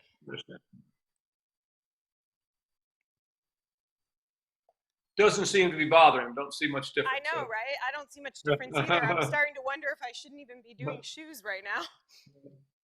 At first, he was very sore. It took him a while, but Yeah, which makes sense. that's the problem. just having a hard time this year with shoes. It's a lot of wet and dry, wet, dry. Yeah, that's the problem when they're out in the fields. It's hard to keep those shoes on in the mud. Which side, left or right? Just go in the, yeah, that's fine. Okay. Ready? Come on. Come on. Walk. So for those watching, once again, as we want to test to see if a horse is ready to come up from the stretch, we put the side reins up in this upper position, which more imitates how we would be riding and where their hands would be. And once again, there's nothing, if he wanted to put his head straight in the air, he would easily be able to do that. But in this position, they can't stretch all the way down. So we see if they're ready to do this, if we can still get a good trot.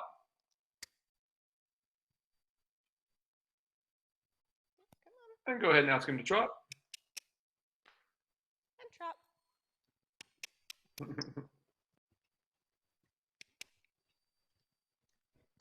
Very good.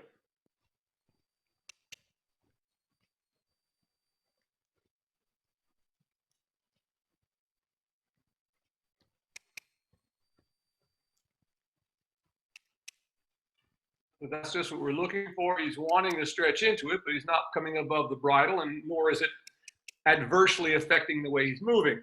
So that tells us he's ready to do a little bit of this.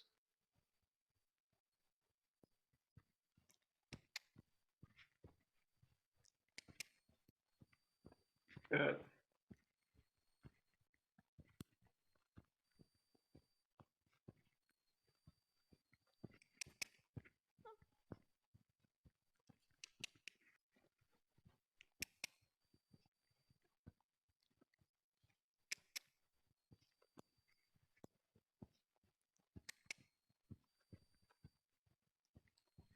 Boy. Good.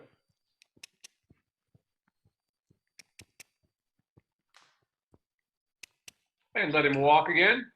Walk. Boy. Ah, much more like it. Now ask him to halt and change directions. Oh. Oh, Calvin.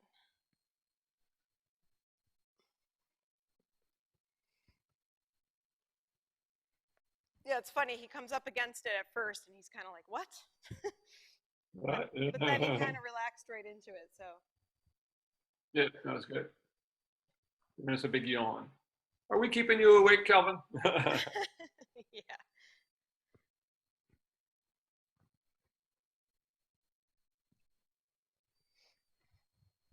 Okay, Calvin. Ready? Come on. Walk. Walk.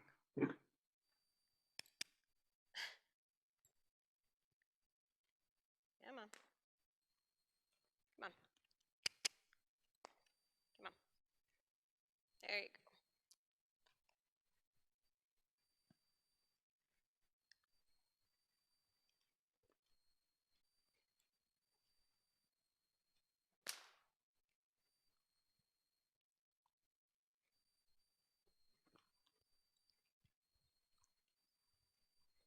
And go ahead and trot. Now, once again, if you were on your own, you spend as much time as you like in the walk, but I'm trying to get ourselves through this so I can get you on here in a minute.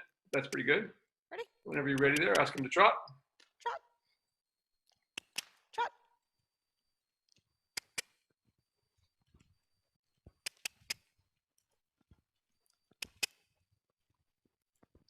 Come on. Boy. Good. That's more like it. A little more active yet. Come on.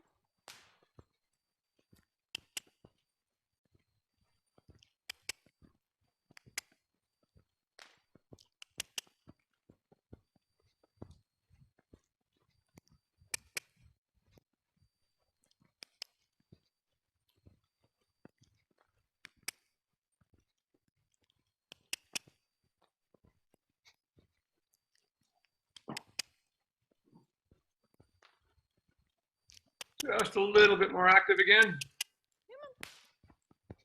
That's pretty good there.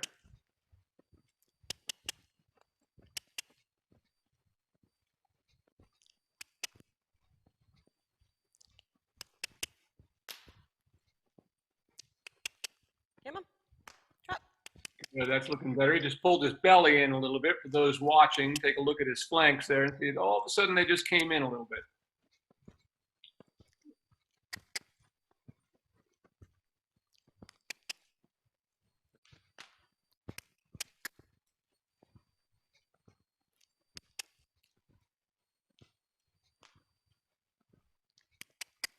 Come on. Keep going. A little bit more active. Good. There.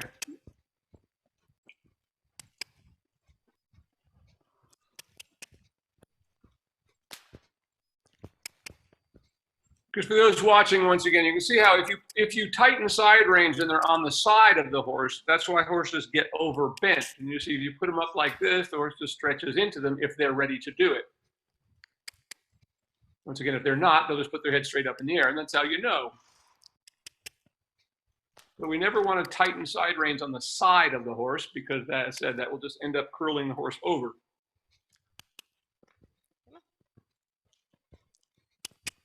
There, for him, that's really quite good right there. Very nice. Starting to be a good working trot for him.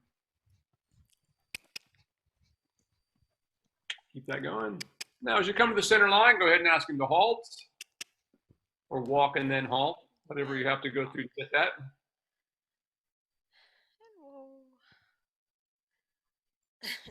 I think now he's thinking a little more halt. You see what I mean? That's why it wasn't worth fighting about that thing before, because he just wasn't in the mood to go. So let's get you mounted up. That was good. Okay. So I think getting back to this, let's, obviously I don't think his feet are sore. It looks quite good. So as long as we can maintain, unless you see something going wrong, and of course be aware of it. But I think getting back to the lunging again will help him. Okay. And once again, the reason we work in hand first is so we don't have to send horses around for hours on the end of a lunge line. We don't want to lunge for a long period of time. And we certainly never want to be running them around like lunatics on the end of a lunge line. So if we get them relaxed, now with a horse like this, he's pretty relaxed to start with. It's the opposite. We're always trying to get him a little more active. But if you work with hot horses, unfortunately, many of them, people try to use lunging as a way to wear them out before they get on. Or if not that, they turn them out and run them around in rings, which is always counterproductive. We work in hand to get the horse's mind around what we're doing and forward, and then we don't have to lunge for very long to get them set up. Let's go.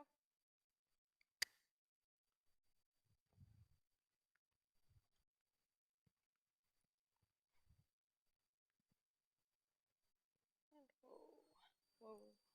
Whoa. No, don't eat my reins. I won't be happy if you do that. Oh no.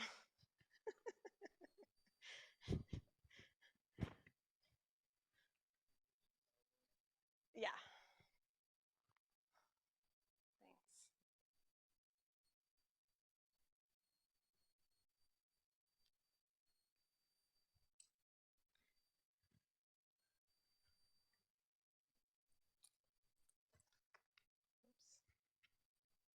Thanks. Hey, Calvin, what you doing there, buddy?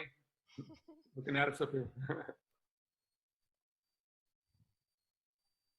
So you guys having a nice cool day there, huh? Yeah, it's like 68 in here right now. Oh, really? Wow. What a change. It is. We've had a lot of up and down in the weather. Rain, dry, and then like hot, cold, hot, cold. But I'll take this. I like it. Yeah.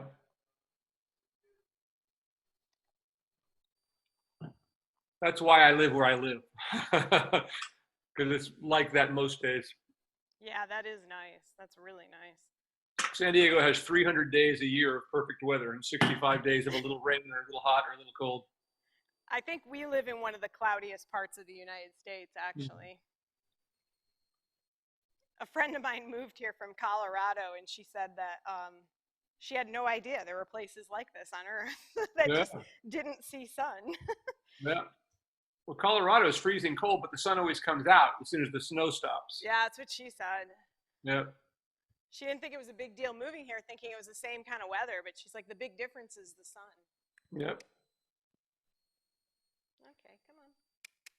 Thanks, Ron. You guys getting all that smoke back there that they're getting in New York City and stuff from the fires out here? We are actually. There was a alert today for air quality because of all the smoke in this area. I don't see it, but it's there. I think the big thing, you can see it at night when the sun is setting, because it actually gets, like, we have these really weird sunsets right now. Very, very red skies. Yep, when you see that, that's all pollution.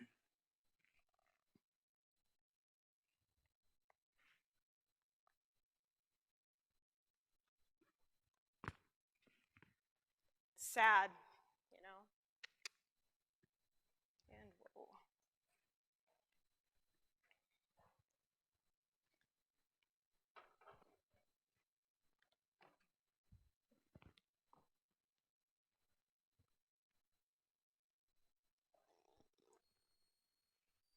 Yeah, I had to tighten my one hole tighter today. So I think he Oh, is. really? On his girth? Yeah. Yeah. I think he lost a little weight.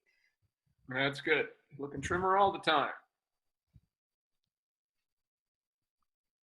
So you can begin by just going large, letting him stretch out if he will. A nice active swinging walk.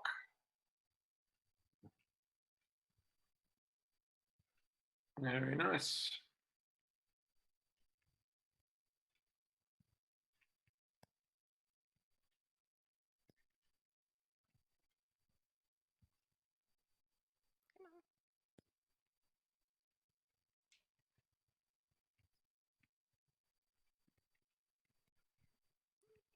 Those poles used to be there. You know what they are.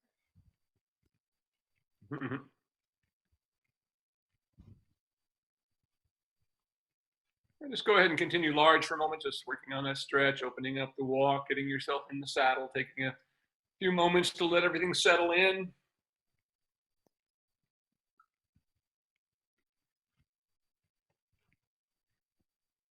Not bad at all.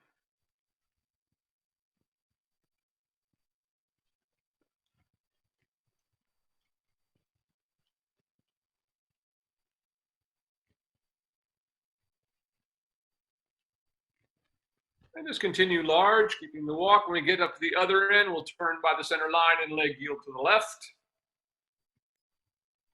Keeping the step active here as we continue large. Always remembering when you want the walk to be bigger or longer or a more active step, we use our legs alternately in the walk rather than at the same time. And that's how the horse knows the difference between what you wanting to walk and you wanting to trot.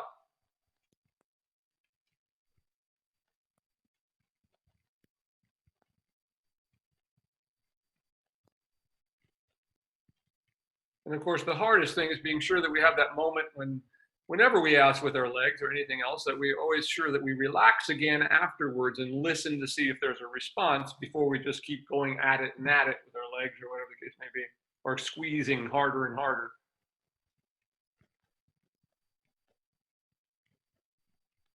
Quite nice. And let the shoulder come a little bit to the left. There you go, right there is better.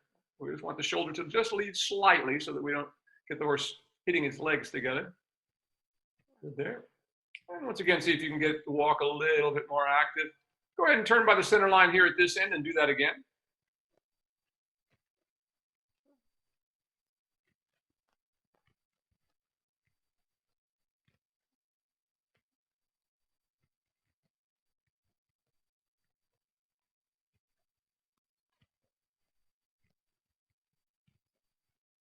A little more sideward step. There you go. Getting the step under. That's better there. There. He's starting to step under himself there.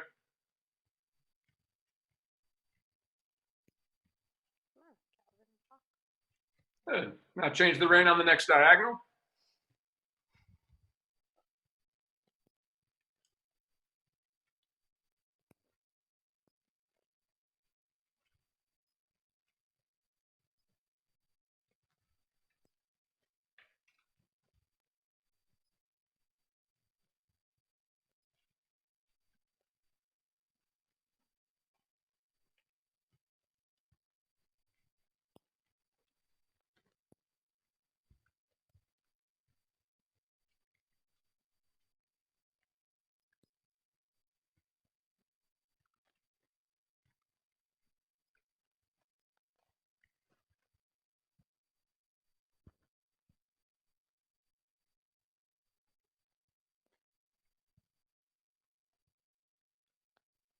And keep that going.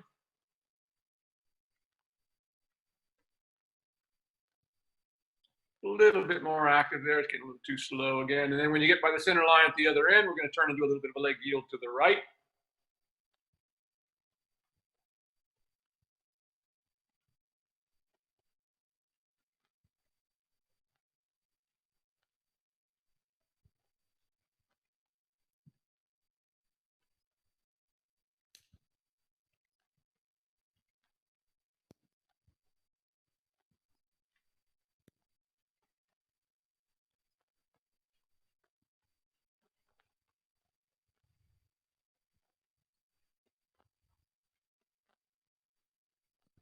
Think about beginning your leg yield right there, but just as you're coming around the corner before he straightens all the way out at this level.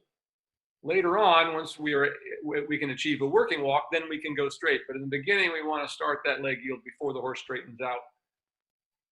Helps them understand what we want and keep them in the right position.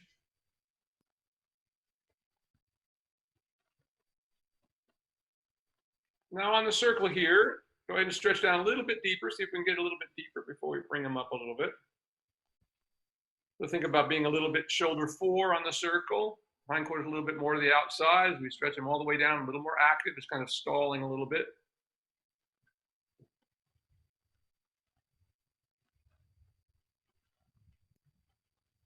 Now it's getting better.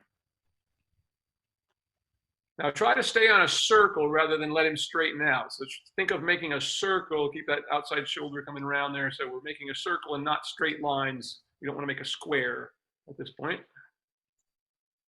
A little bit more active in the step, and the hindquarters a little bit more outside.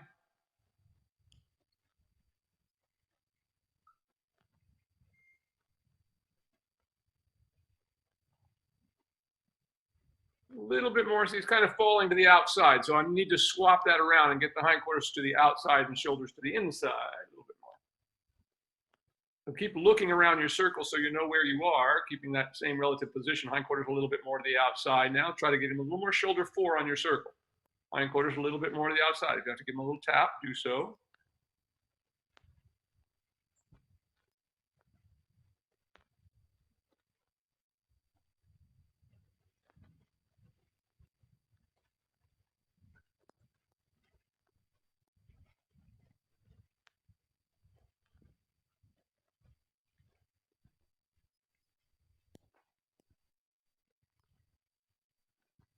Yeah, it's getting better now. That's getting better. A little bit more. Still wanted a little bit deeper in the stretch forward. Bring a little more. There you go. Come on, a bigger step. That's more like it. Ready to give him a little tap if you need to. That's better. Now on the circle, I want you to just shorten your reins a little bit. Try to keep the same step, but we're going to bring him up in the pole a little bit and see if he can come up just like we did on the side reins there. See if he can come up a little bit without losing the step.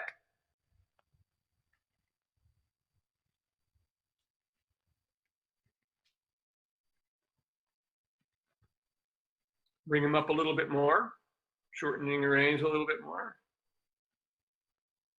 Hindquarters a little bit more to the outside. Now that we do this, we should be able to get a little better position. There we go. As we begin to take a little more contact. That's more like it. There we go. Good now, like that.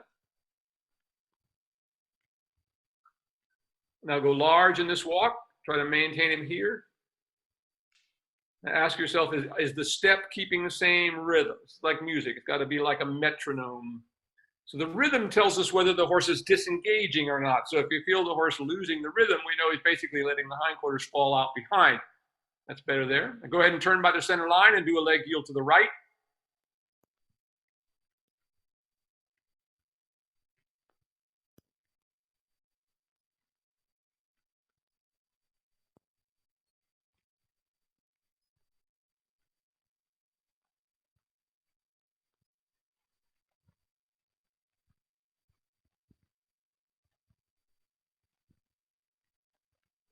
And leg yield to the right. Remember to keep the shoulder a little bit in advance. So if you need to, you can open your right rein out to the outside for just a second and then bring it back like that, and then bring it back to where it was. See how that kind of opened his shoulders a little bit? Yeah, it did. There you go, like that. Good job. Now on the circle here, keeping that. Actually, let's go ahead and change the rein on the diagonal. Okay.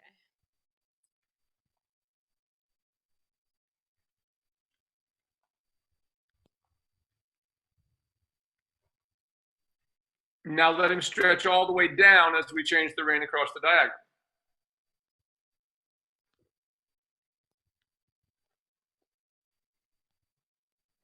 Keeping it active, so as he stretches down, be sure we should feel a longer, more swinging step. If he doesn't, give him a little tap with your legs and then your whip if necessary. Always remember, whenever we use the whip, we always precede it with the leg, because that's what we're teaching him, is to go off of the leg. Many people become kind of whip riders. They get the horse shows and they take the whips away from them for a championship, and they can't get the horse to go because they've been riding off their whip the whole time.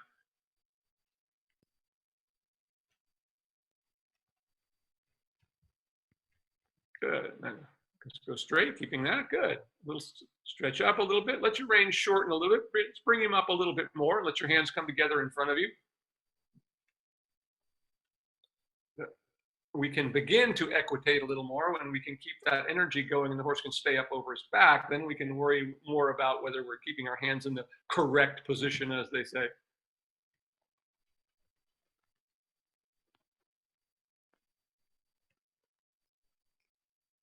On the circle here. Now I want you to take him a little bit shoulder 4 on the circle here. Keep him up in the pole a little bit. Make it a little more active.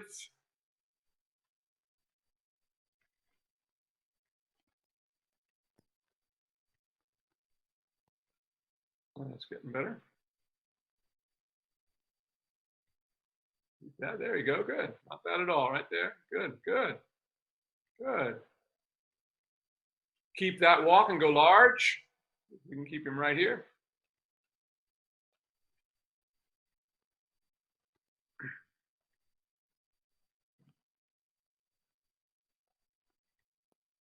Go large, and at the other end, turn by the center line and leg yield to the left.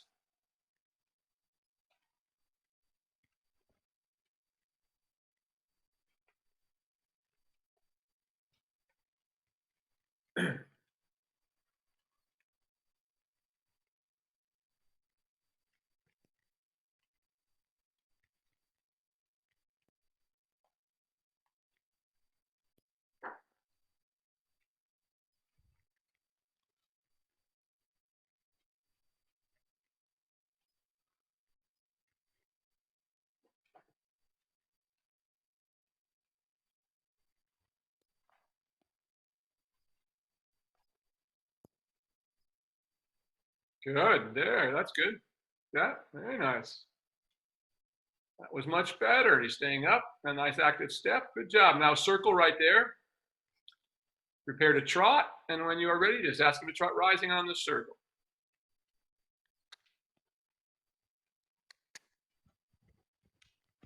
Once again, at this point, I'm not too worried about the transition. I'm just worried about getting him into the trot, and once we get the trot, then we settle it. He's always got that little bit of resistance there going for it. It always takes them a minute to just sort of get in gear, typical of this type of horse. And staying on your circle now, let's see if we can get him all the way down into the stretch now in the trot. Not a bad trot for him, though.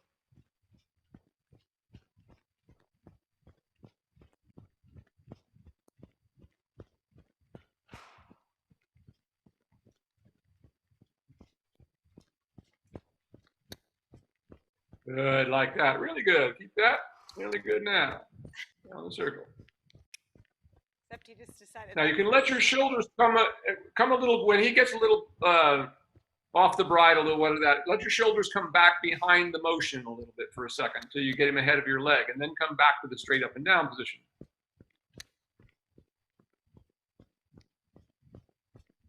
Like that. Very nice. Keep that going. Keep that. Good, really good. Keep that. Really good. Now bring him up from that stretch. So just shortening your reins as you go large. I want you to just bring his pole up and try to keep the same trot that you have right there.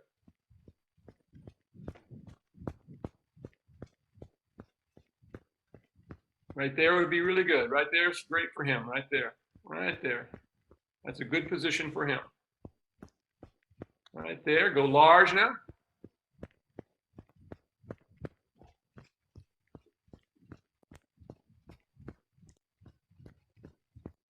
Now I want you to try to just lengthen the stride a little bit on the next long side. Not a lot, just a bit. Think of it as going a little faster, but think of impulse with your leg and then push your seat through a little stronger as you go.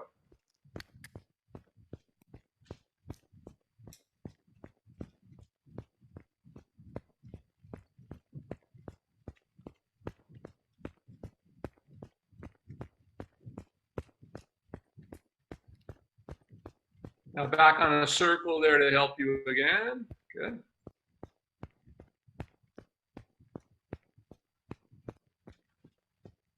And now stretch him all the way down again. Really very nice. Yeah, very good for him.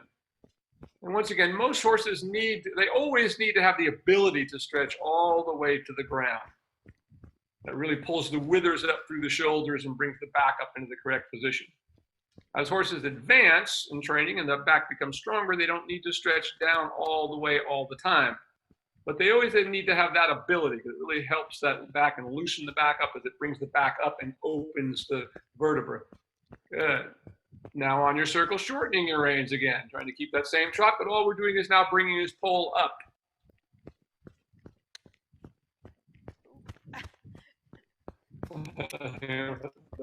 Good job. Yeah.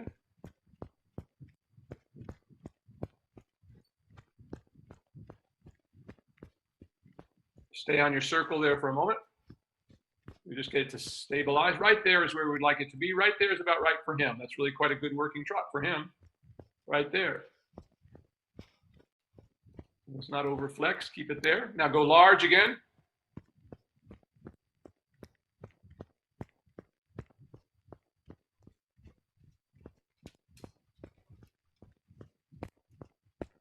Now change the rein across the next diagonal.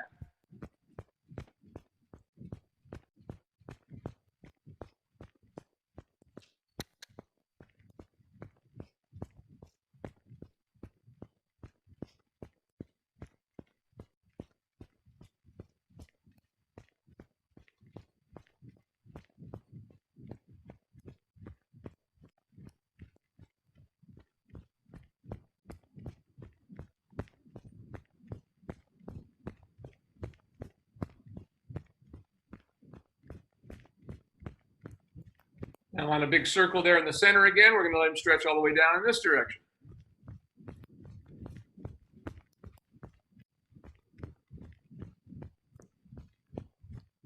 Good, like that. Keep it going, just like that. Active stretch. Step. Really nice.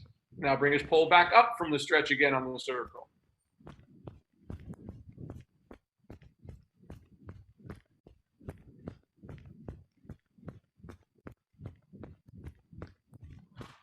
Right there is pretty good. Keep that. Now, when you get back to the other side here, go ahead and go straight on the long side. And when you get to the top, turn past the center line wherever it feels like a comfortable turn and do a leg yield to the right.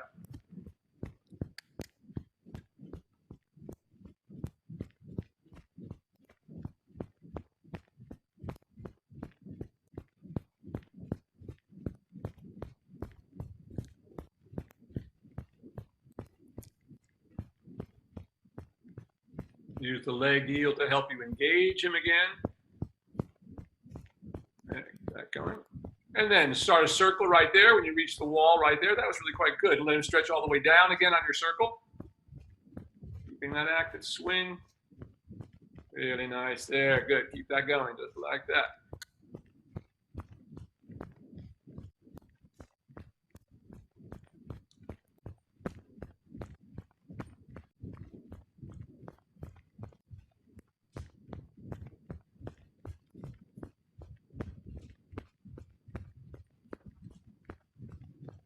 Good, like that.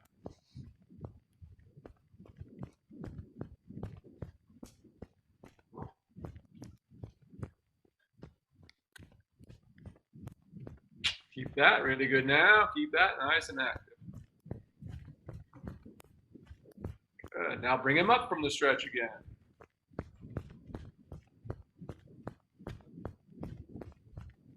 And go large. And try to come down the long side back toward me with a little bit of shoulder forward. Not a lot of angle, just move the shoulders a bit off the rail. Both hands move a little bit to the inside while your inside leg is keeping him going straight down the rail.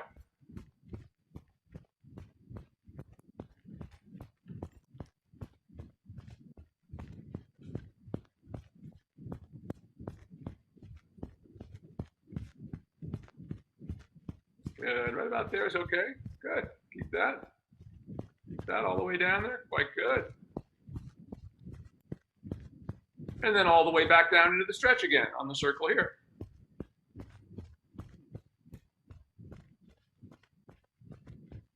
Really nice there. And circle, let that left hand come a little inside if you need to. There, and all the way back down to the stretch. For those watching, take a look at how trim he's starting to get. The belly is really starting to come up. He's really started to activate. Really good. Core activation is what we're talking about here. It's not just the top line coming up, it's that abdominal wall lifting up as well.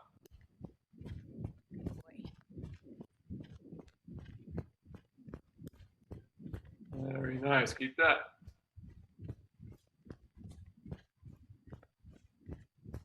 Now bring him back up. As you go large, bringing his pole back up.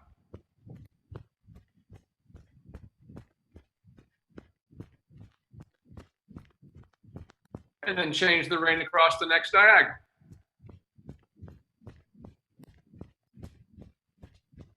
Boy.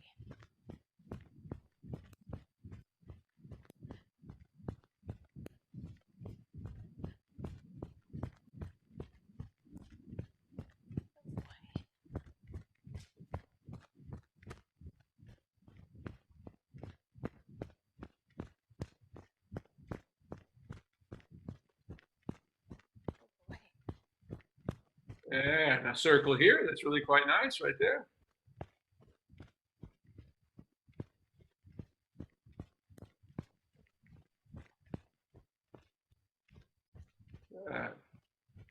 Good, keep that right there, good, keep it. Very good, right there. It's a good working trot for him. Nice. And back to a walk.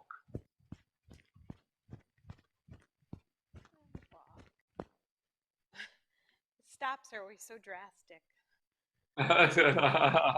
Very nice. And go large in that walk. And somewhere along the long side, keep him up a little bit and ask him to halt. Okay. Come on. And once again, there's nothing wrong with using your voice command at this level of a horse's training. It's helpful.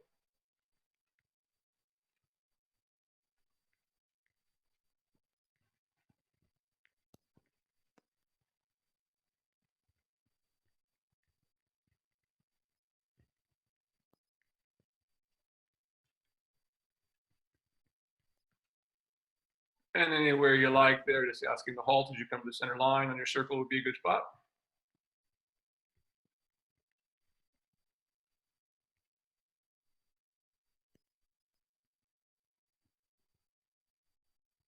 Oh, good boy. He's ready to stop now. Very well done. You may dismount. That was excellent. Thank you. It was really nice to see him getting in this nice place where there's no resistance. It always takes, with a horse like this, is these heavier kind of cold-blooded horses, you know, sometimes, you know, they're like the fat boy at the gym, right? It takes them a while to get motivated, you know, but the more they get motivated on a regular basis, they get over that, like we're seeing with him. And once again, for those of you watching this, when we started working together here about Christmas time or so with these horses, this one was trying to run out the door with her all the time, always looking where he could dive for the door and go. But he's really getting into a really good place now once he gets settled into it. And I think a little bit that your experience today was he was ready to go. And, you know, you haven't been doing so much and stuff that we were being very kind to him since he has bare foot. But I'm not seeing any problem there. His feet seem perfectly fine now. Yeah, definitely. Yeah, I think my biggest struggle right now is I feel like I have a harder time getting a quality walk than I do getting a quality trot at this point. But it's weird because that's where I mean. Go ahead. Well, so that's okay. You know, we work, I mean, horses are all a little different. Some horses want to go, go, go. And the ones that are a little bit lethargic, especially in the beginning, it just takes him a while to get things going, to get the blood flowing, you know what I mean? And that's very kind of normal. So we do the work where we can, like Karen's horse, for instance, actually engages better at the canter than she does at the trot or the walk, Oh, wow. so because with a very long back, and so we've started doing a lot more canter with her because the canter helps her more than anything else. So every horse is a little bit different, and that's what we have to do as the trainer, is analyze that and say, where does the horse work best over its back? Because that's what we're always looking at. So sometimes these lethargic horses, you just can't get them motivated till you do some trot or canter work. Yeah. And in his case, I think it's trot that he needs to do. He seems to be really good in the trot, and it really gets him going enough that you can then come back and work on the walk. So yeah, okay, that's just the way to get in. So it isn't, while we try to do kind of things, there's an organization in which the steps that we take to get there, but sometimes they're a little different from horse to horse, in terms of, we have to analyze one and see where they work the best. But it's always that thing, is wherever they work the best over the backs is where we want to do most of the work, because that's what we're trying to do now, is build enough, as you've done with him. And when you started, of course, he was quite overweight, belly hanging down. And when they're like that, they can't get their backs up. So walking them, there's kind of like, whoa, there's like a big lump, trying to walk along, and it can be difficult. Whereas once you get him in the trot, it's really quite, once he gets over that initial little pissiness about it, and gets the blood through, then he's really good, so that's part of that's what makes this interesting. If they were just like cars where, fix the carburetor and it'll be fine. Well, it's not like that. And as they go up through the ranks, and as they develop, little things like that, like what Ron experienced today, all of a sudden he's kicking out a little bit. Well, why is he doing that? And is it just something that, once again, they're always trying to train us as well as we're trying to train them. That's why we want to do this as kind in a way that we can, so that we don't get a lot of resistance. But those kind of things. And it could be from where you were tapping him too far. But I think with him, it was kind of that more than anything else. But sometimes it is, it's just, sometimes they just don't want to do it, because they just don't. I mean, it takes years to get horses trained to the point where, as I always say, it takes 2 years to put a foundation on any horse. And if you read any book by anybody who's ever known what they were talking about any of this, they all say the same thing. 2 years just to put the foundation on, to begin to go beyond that, so part of what we have to do. So questions today? No, I don't have any, I guess. I guess I do have one quick question. Since we both seem to think he was going fine barefoot, should I try it? Should I keep going barefoot? Well, I think it might be better. I mean, if it's the situation, he's going to keep going out in the field and pulling his shoes off. If this seems to be fine, now it'll be interesting to see. For those listening, they're getting new footing next week, so they'll be taking a week off while they get their footing repaired here. But you could see how, especially with Trigger, how he kept slipping out behind, slipping on the splitting and stuff. So it'll be interesting to see, how, now the one good thing about what you have in there, it's quite soft on their feet and this sort of thing. So, so see how it goes, and always remember that it's different from one thing to another. And we have to, be conscious of what those differences might be. They might slip less. It might make their feet sore. I mean, you don't know until you do it. But I'd say perfectly fine today. You can always have your hook vest, or have some, I don't know if you guys, but you can't, the funny thing about, and this barefoot shoeing thing, which doesn't ultimately work for horses. I mean, I've seen very few horses who could really continue to work barefoot. I mean, I've tried it numerous times throughout my life, and never with good effect, ultimately, Sure. And as you get to wanting to do more with him, taking him out and galloping cross country, whatever you might want to do on your farm, that's going to make a big difference. As long as you're in this nice soft footing, he might be perfectly well like this. But if you start wanting to do more out there on the trails and this kind of stuff, then they got to have shoes on, or you will end up with sore feet. Okay. Okay. Yeah. Well, thanks. All right, you guys. Well, great working with you. Once again, everybody, will be here in Ithaca at Ron and Darcy's place here, October 8th, 9th, and 10th, I believe it is. Looking forward to being there. It'll be my first time out of California in a long time. So I'm looking, and my favorite little town there, if none of you have ever been to Ithaca, New York, it's the best food town in the world. And always enjoy the restaurants, and people are great. It's a lovely place to visit. So we are working on, Ron's talking about it, I think we talked about maybe being able to live stream the clinic. Maybe people can be auditors that way, and there'll be a little fee for that, of course, to help them out with putting all this on. So hopefully that will all work out, and we'll see you all then, and I will see you two in 2 weeks from today. Yep. Sounds good. Sounds Thanks, Will. good. Thank you. Guys. Have a Thank you great both. Look weekend. forward to seeing you soon. You too. Bye-bye.